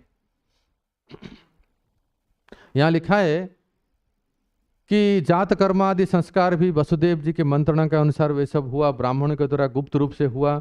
वो तो जन्म से ही छोटे भाई, ऐसा प्रतीत होता था बलराम जी जब जन्म हुए जड़ के समान थे, जड़। ना कुछ बोलते थे ना कुछ देखते थे। ऐसा लिखा है कि वो जन्म से ही छोटे भाई श्री कृष्ण के जन्म पर्यंत जड़ सा दिखाई देते थे, जड़ मुक बधिर, ऐसा थे बलराम। किंतु उसके विषय में ये प्रतिकार था कि वो प्रतीक्षा कर रहे थे कि मेरे आराध्य कब प्रकट होंगे। तो श्री कृष्ण को जिसने ऐसी ब्रजेश्वरी, श्री कृष्ण गर्भ में थे, यशोदा के गर्भ में, जब बलराम जी कोई शारीरिक बाह्य लक्षण उन्होंने दिखाया नहीं, प्रकट नहीं कराया, तो होते होते होते रोहिणी ने अपने पुत्र को यशोदा को दिए। जरा इस दृश्य को जरा कल्पना कीजिए। यशोदा बलराम जी को अपने अंक में ले रही है, और जैसे ही यशोदा ने बलराम जी को अपने अंक में लेती है, तो बलराम जी की आंख और सारे अंदर प्रस्फुटित हो गए। बोलो दाऊ भैया की, क्योंकि स्पर्श हो गया ना, किससे? कृष्ण से। कृष्ण कहाँ है? यशोदा के गर्भ में। तो उसके बाद बलराम जी एकदम खिलखिला के हंसने लगे और प्रस्फुटित हो गए उनके सारे। अब आया हमारे ठाकुर जी प्यारे श्याम सुंदर के जन्म का समय, जो आज है। दिन बुधवार है, ध्यान रखिए। हैं, भगवान श्री रामचंद्र मंगलवार को प्रकट हुए थे और हमारे प्यारे श्याम सुंदर बुधवार को। वैवस्वत मनवंतर के 28वें चतुर्युग के कलयुग के द्वापर के अंत में, मतलब कलयुग के प्रथम भाग जो संध्या का समय है, भाद्रपद के कृष्ण पक्ष के अष्टमी तिथि में बुधवार में चंद्रोदय के समय अर्धरात्रि में हर्ष नामक योग था, दोष रहित रोहिणी नक्षत्र था, परिपूर्णतम श्री कृष्ण चंद्र भगवान सबको आनंदित करते हुए अष्टमी के अंधकार को तथा अज्ञान अंधकार को नष्ट करते हुए रिमझिम बारिश करते हुए यशोदा जी के आनंद को बढ़ाते हुए वो प्रकट हुए। यशोदानंदन श्री कृष्णचंद्र भगवान की। कहते हैं वो समय ऐसा परिवर्तन हो गया, कितना सुंदर वर्णन है। एक सांस में आप सबको बोल देता हूं, जरा सुनिए क्या वो समय था। सत्य युग के बिना ध्यान, त्रेता युग के बिना यज्ञ प्रकट हो गया, द्वापर के बिना पूजा प्रकट हो गया, कलयुग के बिना हरिनाम संकीर्तन प्रकट हो गया, वसंत ऋतु के बिना नव मल्लिका आदि पुष्प, ग्रीष्म ऋतु के बिना आम्र फलों के पकना, शरत ऋतु के बिना जल की शोभा हो जाना, हेमंत के बिना अगहन का धान्य, शिशिर के बिना कुकुंद पुष्प, दिन के बिना कमलों का विकास, दिन नहीं है वो सब रात है, लेकिन दिन के बिना कमलों का विकास, ज्योतिषियों के सम्मति के बिना सभी ग्रहों की शुभप्रद स्थिति एवं श्री गुरुदेव के प्रभाव के बिना ही सर्वत्र श्री हरि की स्फूर्ति होने लगी। मतलब जो शुभमय वातावरण एक साथ प्रकट हो गए। स्वयं भगवान श्री कृष्ण के प्रभाव से उस समय अलौकिक घटनाएं घटने लगी और श्रीमती यशोदा जी ने भी को पता चला, ऐसा प्रतीत हुआ कि मैं अभी प्रसव करने वाला हूं। भगवान ऐसे हम आप जैसे जन्म नहीं लेते हैं, लेकिन ये योग माया के प्रभाव से माँ को पता तो चले कि मैं बच्चे को जन्म दे रहा हूं। अब ऐसा नहीं कि एकदम प्रकट हो जाएंगे, तो फिर माँ को पता कैसे चले कि मैं पुत्र को जन्म दे रहा हूं। तो चारों ओर सब शुभ मंगलमय वातावरण हो गया। बहुत सुंदर विस्तृत वर्णन है। और तभी मतलब यशोदा योग माया के प्रभाव से निद्रा में आ गई। योग माया के प्रभाव से वो निद्रित हो गई। और इस समय क्या हुआ, इसमें थोड़ा सा आपको ध्यान देना है कहीं, क्योंकि यहां जन्मों का थोड़ा सा अलग से वर्णन है भागवतम से, इसलिए अपने कान को और आंख को खोल के थोड़ा ध्यान से श्रवण कीजिए, नहीं तो हम मिस कर जाएंगे उस पॉइंट को। इसमें लिखा है, गोस्वामी पाद लिखते हैं कि जब यशोदा योग माया के प्रभाव से प्रसव के वेदना से निद्रित अवस्था में चली गई, उनको इतना तो पता था कि मेरे गर्भ में संतान है, अभी जन्म लेने वाली है। उस समय योग माया जो भगवान की छोटी बहन है, योग माया बाल्य शरीर धारण पूर्वक कृपा मात्र ही मूल्य जिसका ऐसी श्री कृष्ण की अनुकूलता का सदैव आचरण करती हुई सर्वातीत उन श्री कृष्ण को अपना अग्रज बनाकर पीछे स्वयं भी अनुजा बन गई और श्री कृष्ण के पीछे योग माया ने जन्म लिया। भगवान का जन्म तो हुआ, लेकिन साथ साथ योग माया ने भी जन्म लिया। ये यशोदा को पता नहीं है, यशोदा निद्रा में है योग माया के प्रभाव से। फिर क्या हुआ, कहते हैं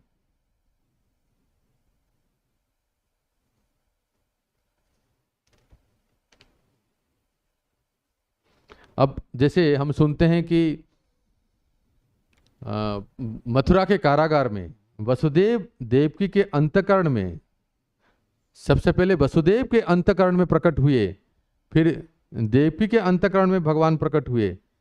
तो किस रूप में प्रकट हुए, कारागार में किस रूप में प्रकट हुए? चतुर्भुज रूप में प्रकट हुए। वसुदेव और देवकी के सामने भगवान चतुर्भुज रूप में प्रकट हुए, लेकिन जब देवकी ने प्रार्थना की, वसुदेव और देवकी ने प्रार्थना की, तो वो क्या बन गए? ना सबसे पहले बाल बाल बाल विष्णु प्रकट हुए।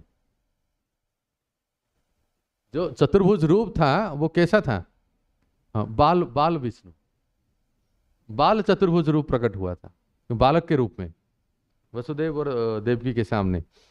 क्यों? क्योंकि उसी रूप को वो ध्यान करते थे। आप जिस रूप की ध्यान करोगे, जिस रूप के चिंतन करोगे, वही आपके सामने प्रकट होगा। तो वसुदेव और देवकी के सामने बाल रूप में प्रकट हुए, चतुर्भुज रूप में, लेकिन नंद यशोदा के सामने इस रूप में प्रकट नहीं हुए, क्योंकि वो किसी और रूप का ध्यान करते थे।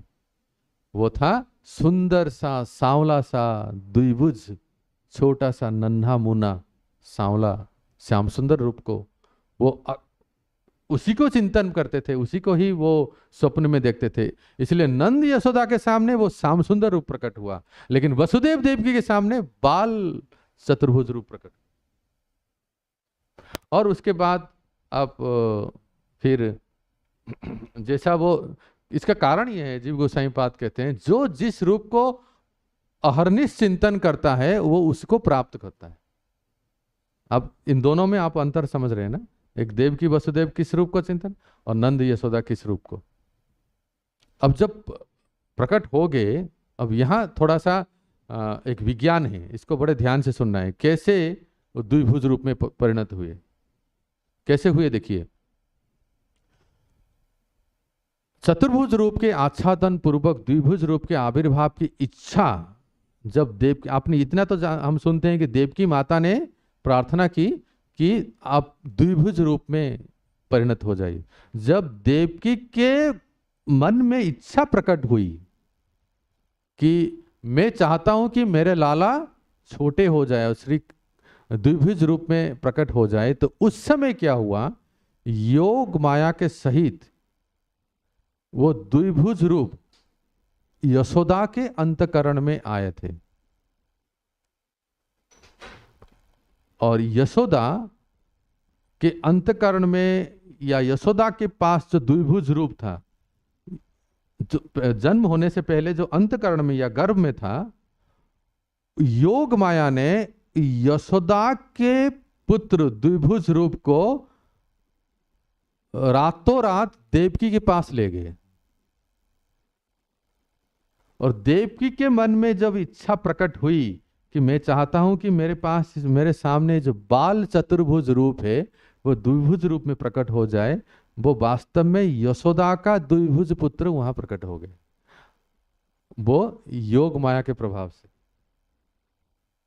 वहां वो चतुर्भुज रूप को अपने अंतर्हित करके, वो जो चतुर्भुज रूप था उसको अपने अंदर लेके वो श्याम सुंदर द्विभुज रूप वहां देवकी के सामने प्रकट हो गए।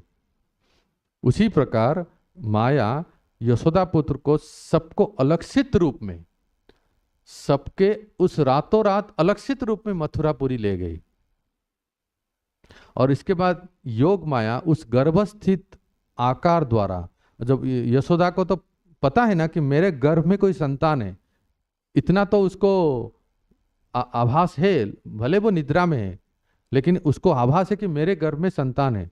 तो गर्भस्थित आकार द्वारा अपनी माता के प्रसव भ्रम को बढ़ाकर उसको लगे कि मैं प्रसव कर रहा हूं, मैं बच्चे को जन्म दे रहा हूं, एवं अपने को बाहर प्रकट करके प्रसूति शया पर शयन करके स्थित हो गई।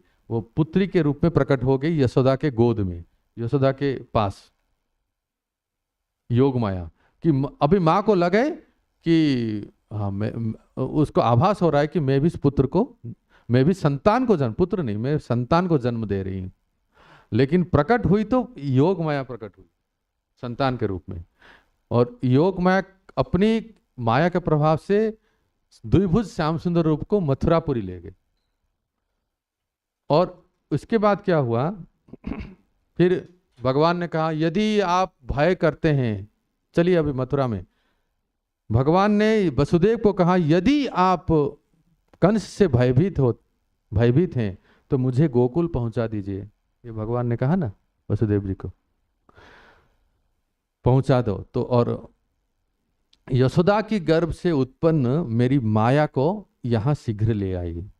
इस प्रकार पहले उपदेश से वसुदेव जी ने सर्वत्र माया द्वारा सभी सो गए, दरवाजे खुल गए, ताले खुल गए, सभी सो गए योग माया के प्रभाव से। तो यशोदा का ही पुत्र को, द्विभुज श्याम सुंदर को वसुदेव ने मथुरा के कारागृह से लेके नंद गृह में ही लाकर यशोदा जी के योग माया रूप उस बालिका से परिवर्तन कर लेगी।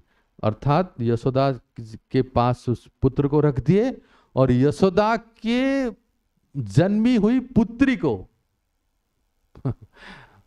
वसुदेव ने उस बालक को बदले में बालिका ले आए। ये सब होने के बाद, उसके बाद जब श्री कृष्ण, ये सब रातों रात हो रहा है, किसी को कुछ कानों कान पता नहीं चल रहा है, इवन यशोदा को भी पता नहीं चल रहा है, कुछ आवाज भी नहीं हो रहा है रोने धोने की, कुछ बच्चे की रोने धोने की आवाज भी नहीं हो रहा है। तो सूती का सैया पर पधरा कर वसुदेव जी के चले जाने के बाद अतिशय व्याकुल होकर यशोदा को लगा कि मैं संतान को जन्म दिया हूं। अभी यशोदा को लगा कि मैं, तब तक यशोदा को पता नहीं था कि मैं क्या जन्म दिया हूं, पुत्र या पुत्री, वो तो बेहोश थी। और सारे मोह को दूर कर माया देवी भी चले जाने पर, वसुदेव जी चले गए, माया देवी भी चली गई, तब यशोदा को नींद से जागृत हुई। यशोदा के वसुदेव जी घर से पुनः चले जाने पर, यहाँ विष्णु पुराण का उद्धृत करके कहते हैं, यशोदा जी ने जाग कर जब देखा, विष्णु पुराण में लिखा है, नील कमल दल के सदृश श्याम वर्ण वाले सद्य उत्पन्न पुत्र को देखा, और उसके बाद उनको हर्षोल्लास हुआ कि मैंने पुत्र को जन्म दिया। यशोदा जी को पता नहीं था कि मैंने पुत्री को जन्म दिया है, लेकिन अब जब आंख खुले तो देखा तो मैंने पुत्र को जन्म दिया है। और सुंदर बाल कृष्ण का मूर्ति का दर्शन करके, बहुत सुंदर है उनका रूप का वर्णन है। मुखचंद्र चंद्र को भी पराजित करने वाला अल्लाह जनक, अलौकिक कमलों के समान नेत्र है, कल्प वृक्ष के नवीन पत्रों की शोभा को पराजित करने वाले जिनके कर चरणों की शोभा है। इतना सुंदर बालक को गोपेश्वरी ब्रजेश्वरी यशोदा ने अपने अंक में अपने को साथ देखा, बालक को जन्म हुई। तो यहाँ जीव गोसाई पाद फिर से हमें याद दिलाने के लिए वो उस घटना को फिर से एक बार वो कह जाते हैं, कहते हैं, माया जब मथुरा को चली गई तभी सब ब्रजवासियों ने को मोह में डाल दिया। कोई भी जागृत अवस्था में नहीं थे नंद ब्रज में। कब उनको मोह त्याग हुआ, कब माया का प्रभाव त्याग हुआ, तो कहते हैं जब ब्रजमंडल में पुरुषोत्तम आ गए, प्रकट हो गए, तब। अर्थात किसी को पता नहीं था कि यशोदा ने कन्या को जन्म दिया था, किसी को पता नहीं था, खुद यशोदा को पता नहीं था। अर्थात योग माया यशोदा के गर्भ से अदृश्य रूप से बाहर होकर द्विभुज श्री कृष्ण को आकाश मार्ग से मथुरा ले गई। द्विभुज श्री कृष्ण ने चतुर्भुज वसुदेव नंदन को अपने में लीन कर लिया। पश्चात योग माया गुप्त रूप से गोकुल में आकर यशोदा जी को सूती का सैया पर पुत्री बनकर लेट गई, वो खुद। इसके बाद से वसुदेव जी इन्हीं द्विभुज श्री कृष्ण को लेकर यशोदा जी की सैया पर धरकर योग माया को लेकर मथुरा चले गए। इस प्रकार पिछली बार वसुदेव जी के संग जब माया चली गई तब ब्रजवासियों ने मोह को त्याग दिया और श्री कृष्ण के जन्म के सारे प्रसंग को यहां अभी इस प्रकार से उनका वर्णन हुआ है। सबसे पहले कौन देखा? देखिए यशोदा जी तो देखी ही, लेकिन फिर भी वो प्रसूति गृह में, क्या कहते हैं, सूतिका गृह ना, सूतिका गृह, यशोदा जी अर्ध निद्रा अवस्था में थी। उनको लगा कि मैं, जब माता बच्चे को जन्म देता है ना, थोड़ा सा वो थकावट होती है, पता तो चले, नहीं तो ऐसे प्रकट हो जाएंगे तो कैसे पता चलेगा कि नंदात्मज, मैंने गर्भ से जन्म दिया है, भाई मेरा बेटा है, तो उसका प्रभाव तो हो यशोदा को। इसलिए थोड़ी सी अर्ध निद्रा अवस्था में वो लेटी थी। तो पूर्ण चंद्र का दर्शन करती है। सबसे पहले रोहिणी आती है उस सूतिका गृह में। तो रोहिणी आदि सभी रमणियों ने चारों ओर से देखा कि कितना सुंदर यशोदा के अंक में एक नन्हा सा सांवला सा बाल कृष्ण कल्लोल करती हुई, खिलखिलाते हुए खेल रहे हैं। और इन सब ने देखा। तो संदेह का इस प्रकार है, ये नवीन बालक, कोई प्रश्न पूछ रही, ये नवीन बालक नीलकमल की क्या ये नवीन बालक नीलकमल की माला है, अथवा विशाल इंद्र नीलमणि है, कि बड़ा भारी वैदुर्य मणि है। सब उपमाएं देते हैं। कोई गोपी कह रहा है क्या नीलमणि है, कोई गोपी कह रहा है क्या नीलकमल है, नहीं नहीं ये क्या वैदुर्य मणि है, कौन है ये बालक। इस प्रकार ये बालक को देखकर सभी गोपियां आनंद युक्त होकर कलकल शब्द करती हुई सभी कार्यों को भूल गई, और अच्छी प्रकार से धीर चित्त वाली एक गोपी ने धीरे से यशोदा के सैया के पास आई, और उस बालक जो अपने हाथ ऐसे हिला रहे थे, पैर हिला रहे थे, अपने सुंदर नन्हे नन्हे चरण हिला रहे थे और हाथ हिला रहे थे, एक वृद्धा गोपी, एक वयोवृद्ध गोपी आई और उस सूतिका गृह में उस बच्चे के पास आके उस बच्चे के दोनों हाथ को पकड़कर, पहले उस बच्चे के हाथ को पकड़ लिए और उनको दर्शन दिए, और क्या बोली सुनिए, हाँ हाँ हाँ मैं तो लाला को सिर पर धारण करूंगी। फिर दूसरी गोपी भागे आई, मैं तो बारंबार नेत्रों का ही स्पर्श करूंगी। तीसरी गोपी बोली, मैं तो अपने हृदय पर ही दृढ़ता पूर्वक धारण करूंगी। चौथी गोपी बोली, अरे बहन सुनो, मैं तो हृदय के बीच में स्थापित कर लूंगी। यहां जीव गोसाई पाद कहते हैं एक सुंदर वर्णन, मेघ वर्ण वाली जननी की आनंद की सीमा ही क्या है। शब्दों को ध्यान दे रहे हैं। ऐसे तो कहावत है, बहुत प्रसिद्ध है, गोरे नंद यशोदा गोरी तुम कत श्याम सरई श्याम सलोना। लेकिन आचार्यगण कहते हैं कि यशोदा का जो रंग मेघ वर्ण था, सांवली थी, तो इसलिए यहां कहते हैं मेघ वर्ण वाली जननी यशोदा अपने दोनों नेत्रों से अमृतमय वृष्टि करते हुए अपने दोनों स्तनों से दूध बरसाते हुई दुग्ध धारा, नयनों से आनंद धारा, अश्रुधारा एक साथ बह चली, और यशोदा जी के दर्शन में अन्य गोपियां सब लोग आह्लादित हो गए। इसमें से एक प्रधान वृद्धा ब्राह्मणी को रोहिणी माता ने आज्ञा दी। रोहिणी माता ने कहा कि इस समाचार को सबसे पहले कौन सुनाएगा, पापा को, पापा मतलब नंद बाबा को।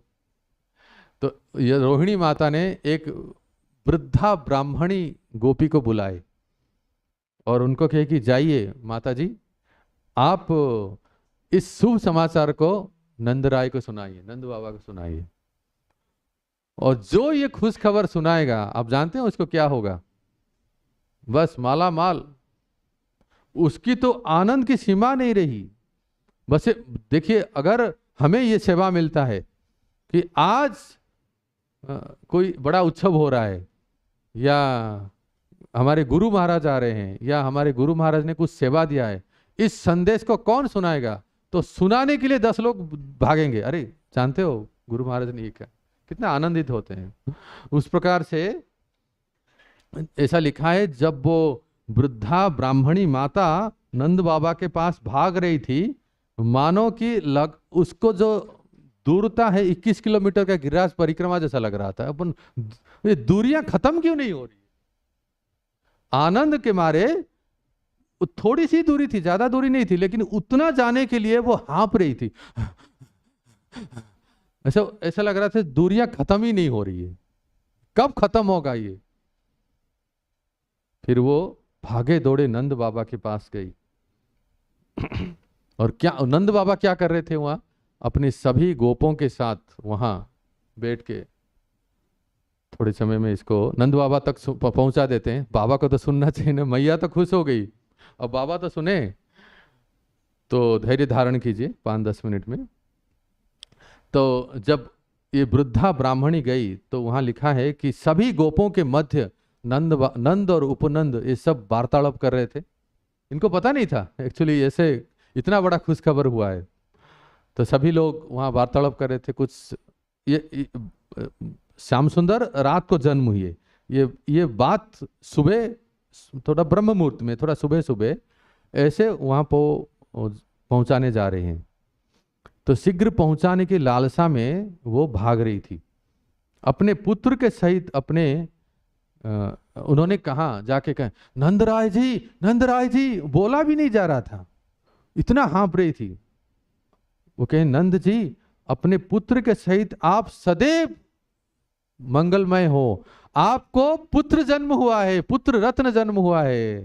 हरि बोल, नंद के आनंद भयो। तो ये बोलते समय उसने, देखो कुछ शुभ समाचार देते हैं ना, तो क्या क्या उसका लक्षण देखिए, कैसी व्यवहार देखिए। हाथ में हल्दी कुमकुम मिश्रित चंदन द्वारा विलिप्त दुर्वा अंकुर और नारियल आदि मंगलमय फल श्री ब्रजराज के करकमल में दे के ये ब्राह्मणी कही, ये शुभ समाचार दी कि हे बाबा, आपको पुत्र रत्न प्राप्त हुआ है, आपको पुत्र जन्म हुआ है।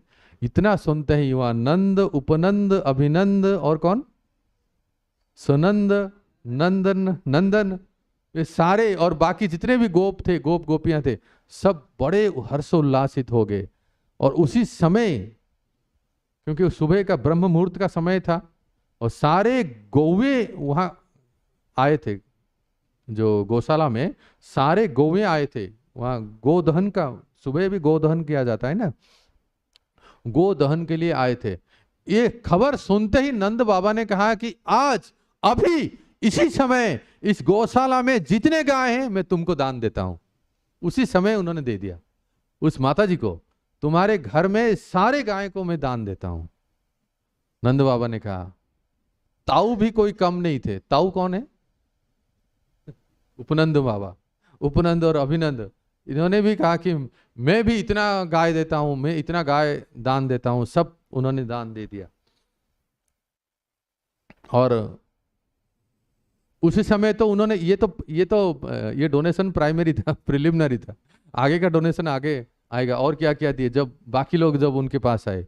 लेकिन ये सुनते ही नंद बाबा तुरंत अपने, सुबह का समय था इसलिए स्नान वगैरह किए, अपने आचमन किए, स्नान किए, संध्या वंदना आदि किए, अच्छे वस्त्र पहने और अपने सखाओं के साथ अंतपुर में जाने के लिए प्रयास किए।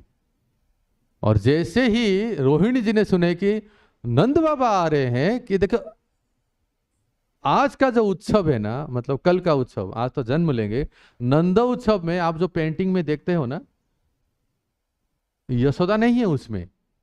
जनरली हम देखते हैं ना कि सब लोग माताएं भगवान को अभिषेक कर रहे हैं, वो अभिषेक 3 महीने के बाद, उसमें यशोदा है वो पेंटिंग। लेकिन नंद उत्सव में यशोदा नहीं है। क्यों नहीं है? वो तो सूतिका ग्रह में है। पूरा फेस्टिवल का मैनेजर कौन है? रोहिणी माता।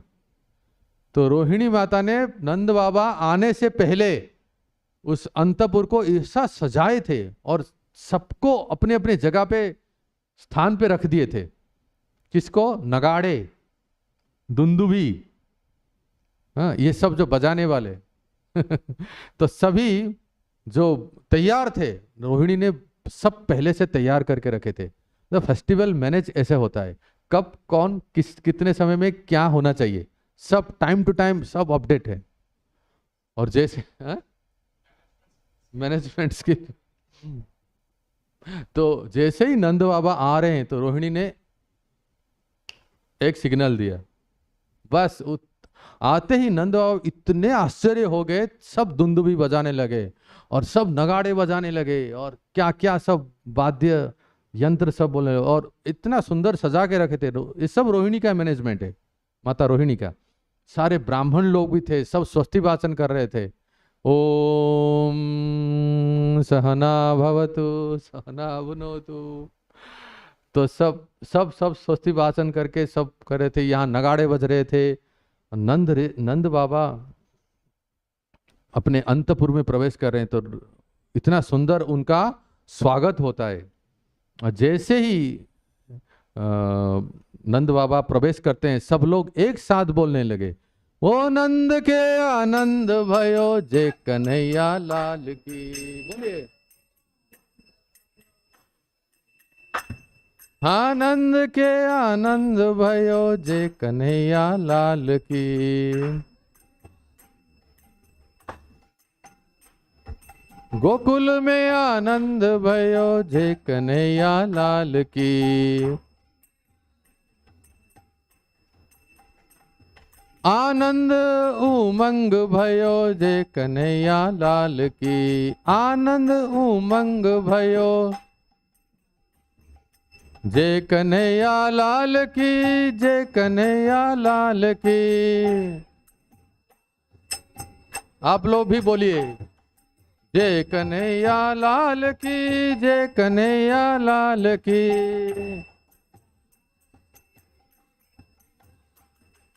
नंद के आनंद भयो जे कन्हैया लाल की। आनंद के आनंद भयो जे कन्हैया लाल की। जे कन्हैया लाल की, जे कन्हैया लाल की।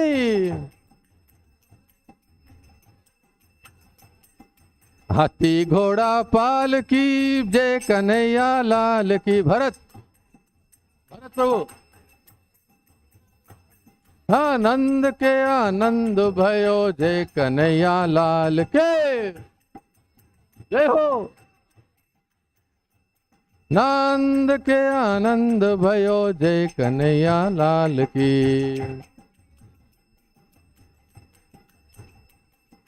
बोल नंद के लाला की।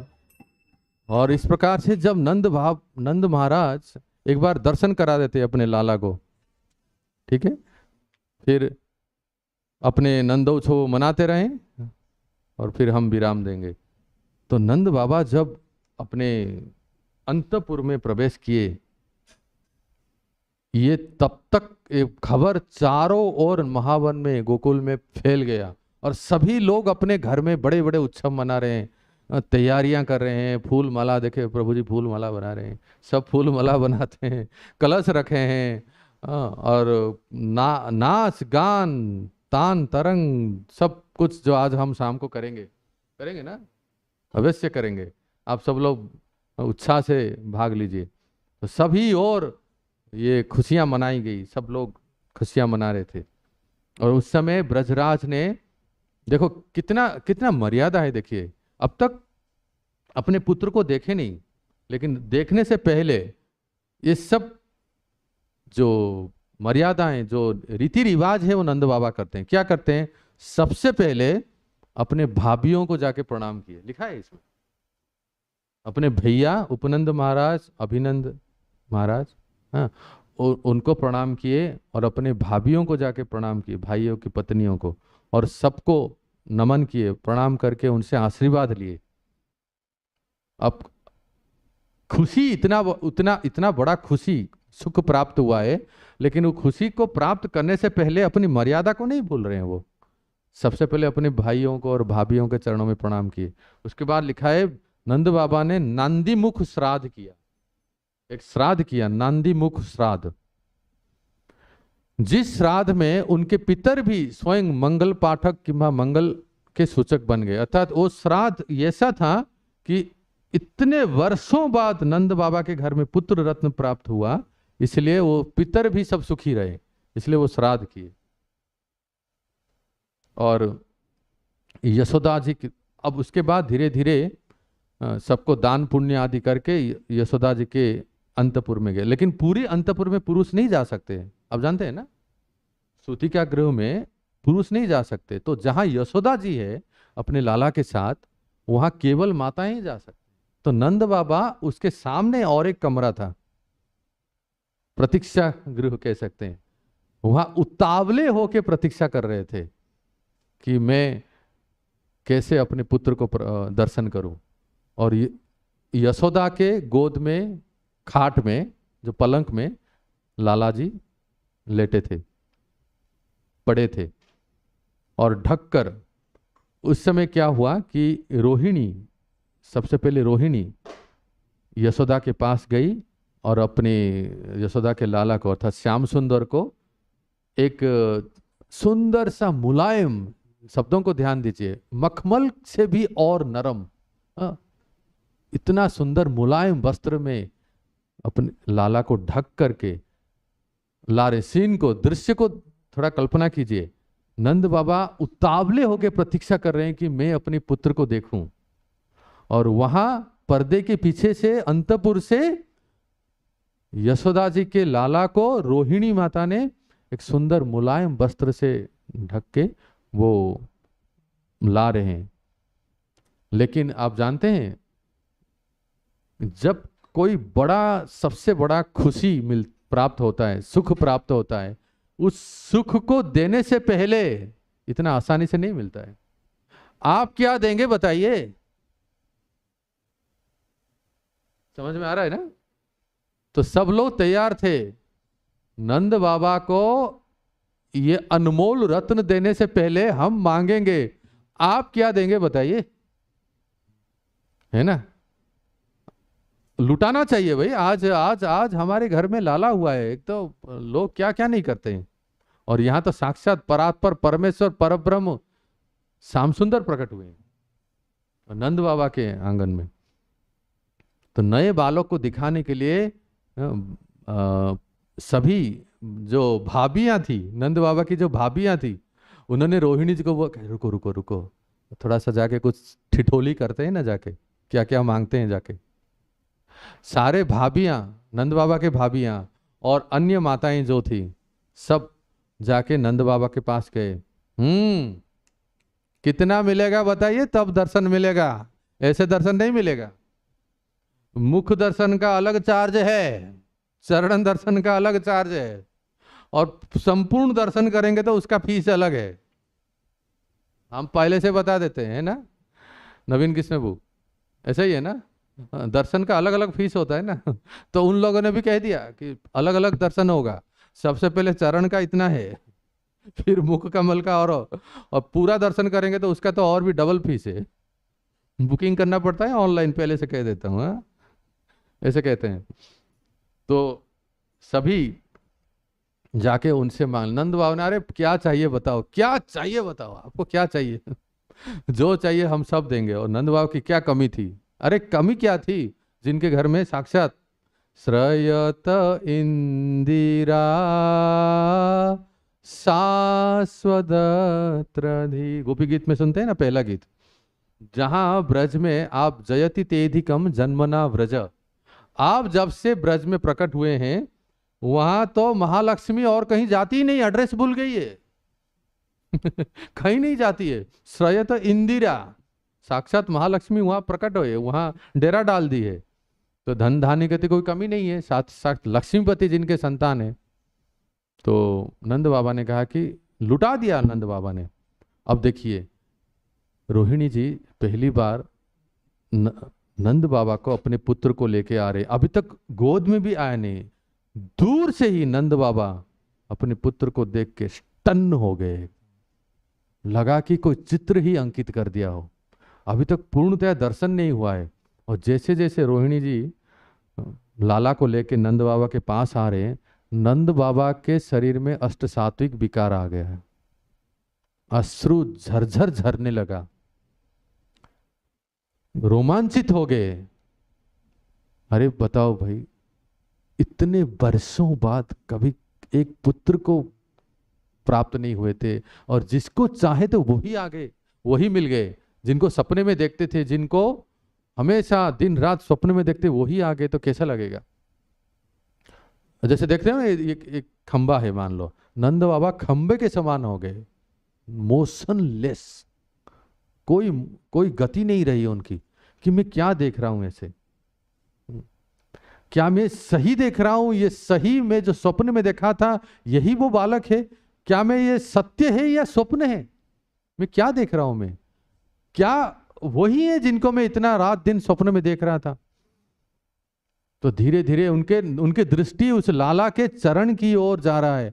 फिर धीरे धीरे जैसे जैसे रोहिणी जी पुत्र रत्न को पास में लेके आ रहे हैं, नंद बाबा की दृष्टि जा रही है और फिर वो समय आ गया भक्तों, रोहिणी जी ने अपने पुत्र रत्न लाला को नंद बाबा के गोद में दे दी।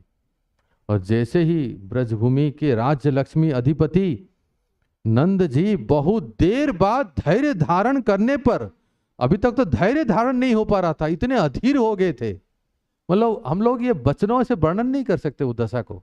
आप लोग बस कल्पना से समझ जाइए क्या दशा थी नंद बाबा की, कोई इसका कोई शब्द नहीं है जो वर्णन कर सके। तो नंद बाबा ने, उपनंद बाबा की धर्म पत्नी ने, रोहिणी जी से उपनंद बाबा की धर्म पत्नी ने अर्थात भाभी जी ने नंद जी को आनंद वर्धन की अभिलाषा से होकर नव कुमार को नंद बाबा के गोद में समर्पित कर दिया। बोल नंद के लाला की। और जैसे ही नंद बाबा ने अपने सुमधुर सांवला सा पुत्र श्याम सुंदर को गोद में लिए, अश्रुपात होने लगे और एक टक देखते रहे, आंखों से मानो पलक ही नहीं गिर रहे, निमिष ही नहीं गिर रहे। निमि महाराज कहीं चले गए। ये जो आंखों में पलक गिरता है ना, किसके वजह से गिरता है? निमि महाराज के वजह से। निमिष ही चले गए और आंख एक टक देख रहे हैं। यहां नंद बाबा अपने लाला को गोद में लिए हैं और वहां क्या हो रहा है? अंतपुर में यशोदा जी पर्दे के पीछे से अपनी पतिदेव को देख रही है। सीन को देखिए जरा। यशोदा जी पर्दे के पीछे से अपने पतिदेव को देख रहे हैं कि उनके पतिदेव अपने लाला को लेके कितना हर्षोल्लासित हो रहे हैं। और यशोदा जी जब देखा कि लाला ब्रजराज के गोद में है, इस बात को सुनते ही यशोदा जी को अष्टसात्विक विकार हो गया और सारे लक्षण प्रकट होने लगे। और फिर उसके बाद आप सब जानते हो, यहां लिखा है शर्मा नामक ब्राह्मण 11वां अध्याय भगवत गीता विश्वरूप योग में भगवान एक जगह पे अर्जुन को कहते हैं लभे न शर्मा। हमारे गुरु महाराज कहते हैं ये जो शर्मा टाइटल है ना, इस शर्म से आया है। लभे न शर्मा, शर्म का अर्थ है जो सोबर है। सोबर को क्या कहेंगे हिंदी में? जो धीर है। हाँ, जो धीर है, जो शांत स्वभाव के हैं। हाँ, अब आप परख लीजिए शर्मा जी शांत हैं कि अशांत है, फिर आप देख लीजिए। लेकिन उसका अर्थ जब यहाँ लिखा है, और मैं पहली बार महाराष्ट्र से अर्थ को सुना। मैं ये शर्मा पंडित जी है ना, ब्राह्मण शर्मा जी कहते हैं, ये शर्मा शब्द शर्म से आया है। और शर्म शब्द शास्त्रों में बताया गया है, शर्म का अर्थ है कि जो सोबर है, जो धीर है, जो शांत है, जो जितेंद्रिय है, और इनको शर्मा कहते हैं। तो यहाँ लिखा है जितने भी शर्मा जी थे, तिवारी जी, पांडे जी तो चले गए यहाँ से अभी, सभी ब्राह्मण वहां आ गए और सब लोगों ने स्वस्ति वाचन किया, जात कर्म संस्कार हुआ और बहुत सुंदर अलग अलग रुचि परीक्षण संस्कार हो। नाल छेदन तो करना ही नहीं पड़ा। एक होता है नाल छेदन संस्कार। कन्हैया तो ऐसा जन्म नहीं लिए ना कि हम लोग जैसे जन्म लेते हैं, नाल छेदन नहीं हुआ उनका। तो जब नाल छेदन संस्कार के लिए आए तो ब्राह्मण लोग देखिए इनका नाल छेदन क्या करेंगे, तो प्रकट हुए हैं, ये तो पहले से ही प्रकट हुए हैं। और इनके नाभि तो एक क्या कहेंगे, यमुना भंवर। गोस्वामी जी मानस में कहते हैं यमुना नदी में जो भंवर होता है ना, यमुना का जो पानी कैसा दिखता है? सफेद दिखता है ना। हाँ नहीं, यमुना का पानी यमुना का पानी कारो कारो दिखता है। गीत गाते हैं ना, कारो कारो यमुना जी को पानी, तो कारो कारो दिखता है ना। यमुना जी के कारो कारो पानी में जब भंवर गिरता है जैसा दिखता है, भगवान का नाभि वैसा दिखता है। कभी आप प्रयागराज आएंगे तो देखेंगे एक तरफ सफेद गंगा और एक तरफ सांवले यमुना का संगम। तो भगवान का नाल छेदन नहीं होता है, वो तो ऐसे ही प्रकट हुए हैं। तो ऐसे सुंदर भगवान का प्रकट हुआ और सभी लोगों ने नंद उत्सव मनाए। तो भक्तों, आज वो पवित्र दिन है जिस दिन समग्र चर अचर जगत को पावन करने के लिए स्वयं ब्रजेंद्र नंदन, क्या सुंदर दिन है, 28वें चतुर्युग के द्वापर के अंत में युग संध्या में ब्रह्मा जी के एक दिन में केवल एक बार आज के दिन प्रकट हुए, लगभग 5,500 वर्ष पहले, राइट? एग्जैक्टली किसको याद है कितना? लगभग 5,500 वर्ष पहले स्वयं भगवान प्रकट हुए इस धरती पे, और उसी धाम में आज हम यहाँ विराजमान हैं और उनके लीला कथाओं को श्रवण कर रहे हैं। तो आज का पूरा दिन हमारा उनका नाम, कथा, रूप, गुण, लीला में ही व्यतीत हो, यही हमारी कामना है। आज शाम को आप सब लोग आइए, सुमधुर कीर्तन और बहुत सुंदर हमारे प्रभु जी बहुत सारे एक्टिविटीज़ तैयारी कर रहे हैं, आप लोग भाग लीजिए, बड़े उत्साह से भाग लीजिए इस उत्सव को। और 12 बजे तक व्रत रखें और 12 बजे के बाद ही हमारे ठाकुर जी जन्म ग्रहण करेंगे, तब जाके हम कुछ भोजन ग्रहण करेंगे। इतना संकल्प आज हमारा होना चाहिए। बोलो कृष्णचंद्र भगवान की, श्री नंद के लाला की, यशोदानंदन की, जगत गुरु श्रील प्रभुपाद की, निताई गौर प्रेमानंदे। बहुत बहुत धन्यवाद आप सबको इतना समय तक धैर्य धारण करके बैठने के लिए। हरे कृष्णा। अभी कोई प्रश्न है तो पूछिए। रोज आप कुछ पूछ रहे थे।